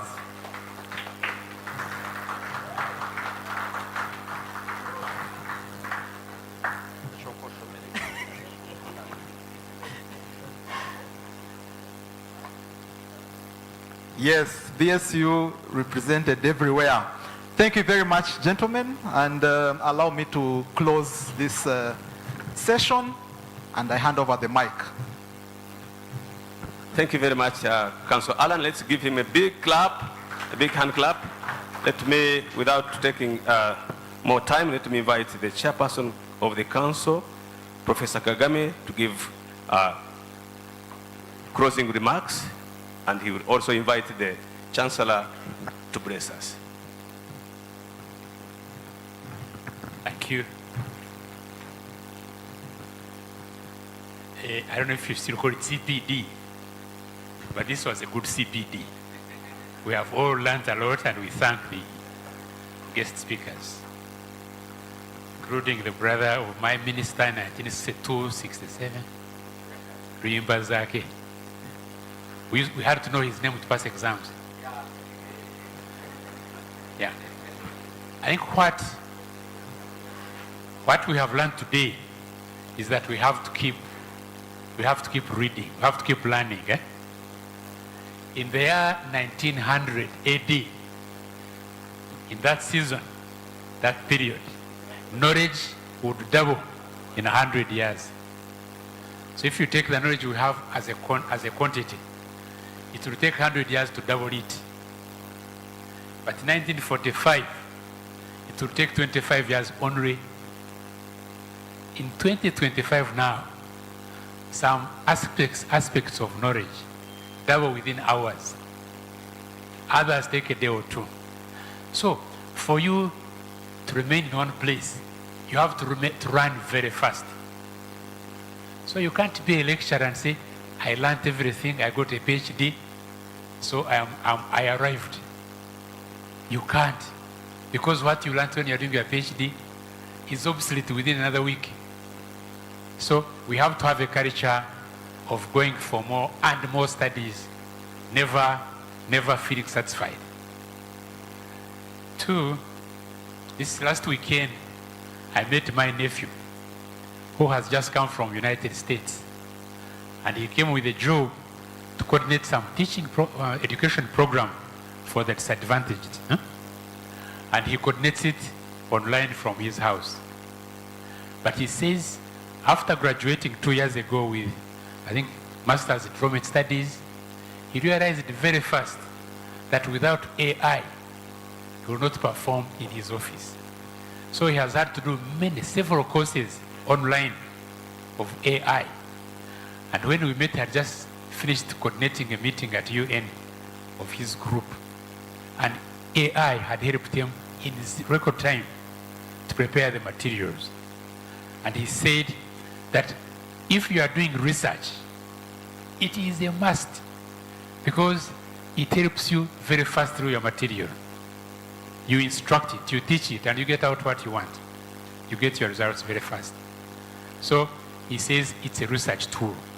He asked me if he can, when the VC is conducting his CPDs, whatever you call them, if he can just come and sit in and interact, giving his experience.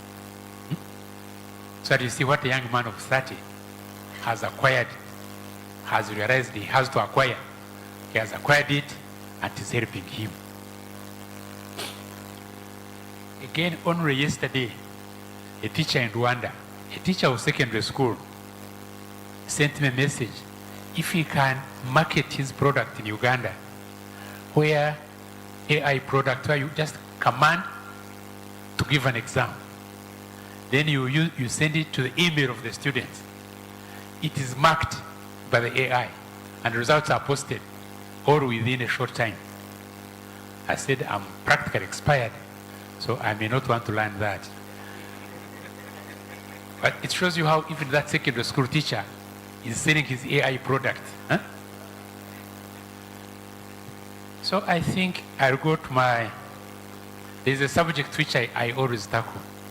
And in the council, they call it chairman subject. How I cannot imagine an undergraduate without a computer. Now it's not only a computer, but even using it for AI. So, Mr. Vice Chancellor, sir, I will choose you to the Chancellor if you keep refusing to make it compulsory that an undergraduate should have a computer. Huh? And I haven't said it yet. When we have our kids in primary 6, when they send them home for a mathematical set, we don't debate. And for an undergraduate, the equivalent is a computer.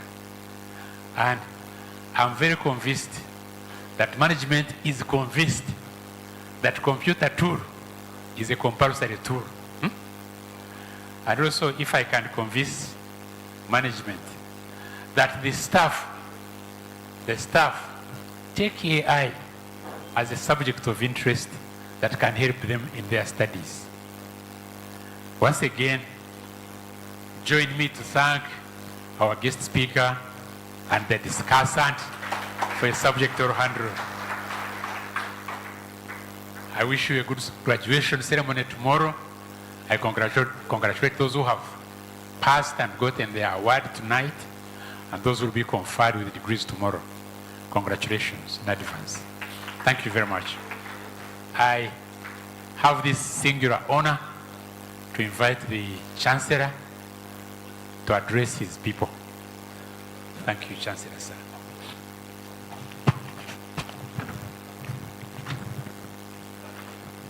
It's okay. Can you stand and we pray? Shall have a prayer. We shall also pray for the drink and eats that have been prepared.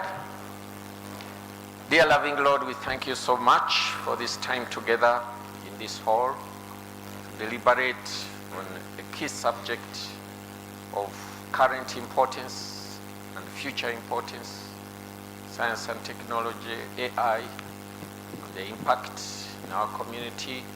We realize that we can't do without it. May you continue to bless us and guide us. As a university, thank you that University Council and administration, staff, students are all committed to ensure that we promote science and technology and AI use in this university. We give it importance. May you continue to bless us so that we shall be able to take it to heart, but also to provide where we need equipment, because it is very highly charged. We need a lot of resources, but where there is a will, there is a way, including even the laptops and iPads and equipment that even the basic student may need to have. We shall get there. Bless us and guide us. But also important that as one of the cardinal importances of a university is, we shall have impact on the community. It is not enough to be an ivory tower university which has no relationship to the community, which does not address the challenges that we have in the community. May you help us so that even as we articulate our theories, our principles, our practices, they will all be aimed at impacting community. So bless us and guide us. Thank you for the presenters, keynote speaker, discussant, the audience, for the generation of knowledge. May you bless us as we go out to put into practice and to think more and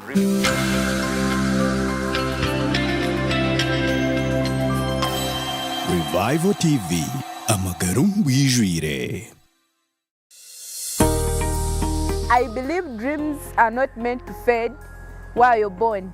In a place where opportunities can be hard to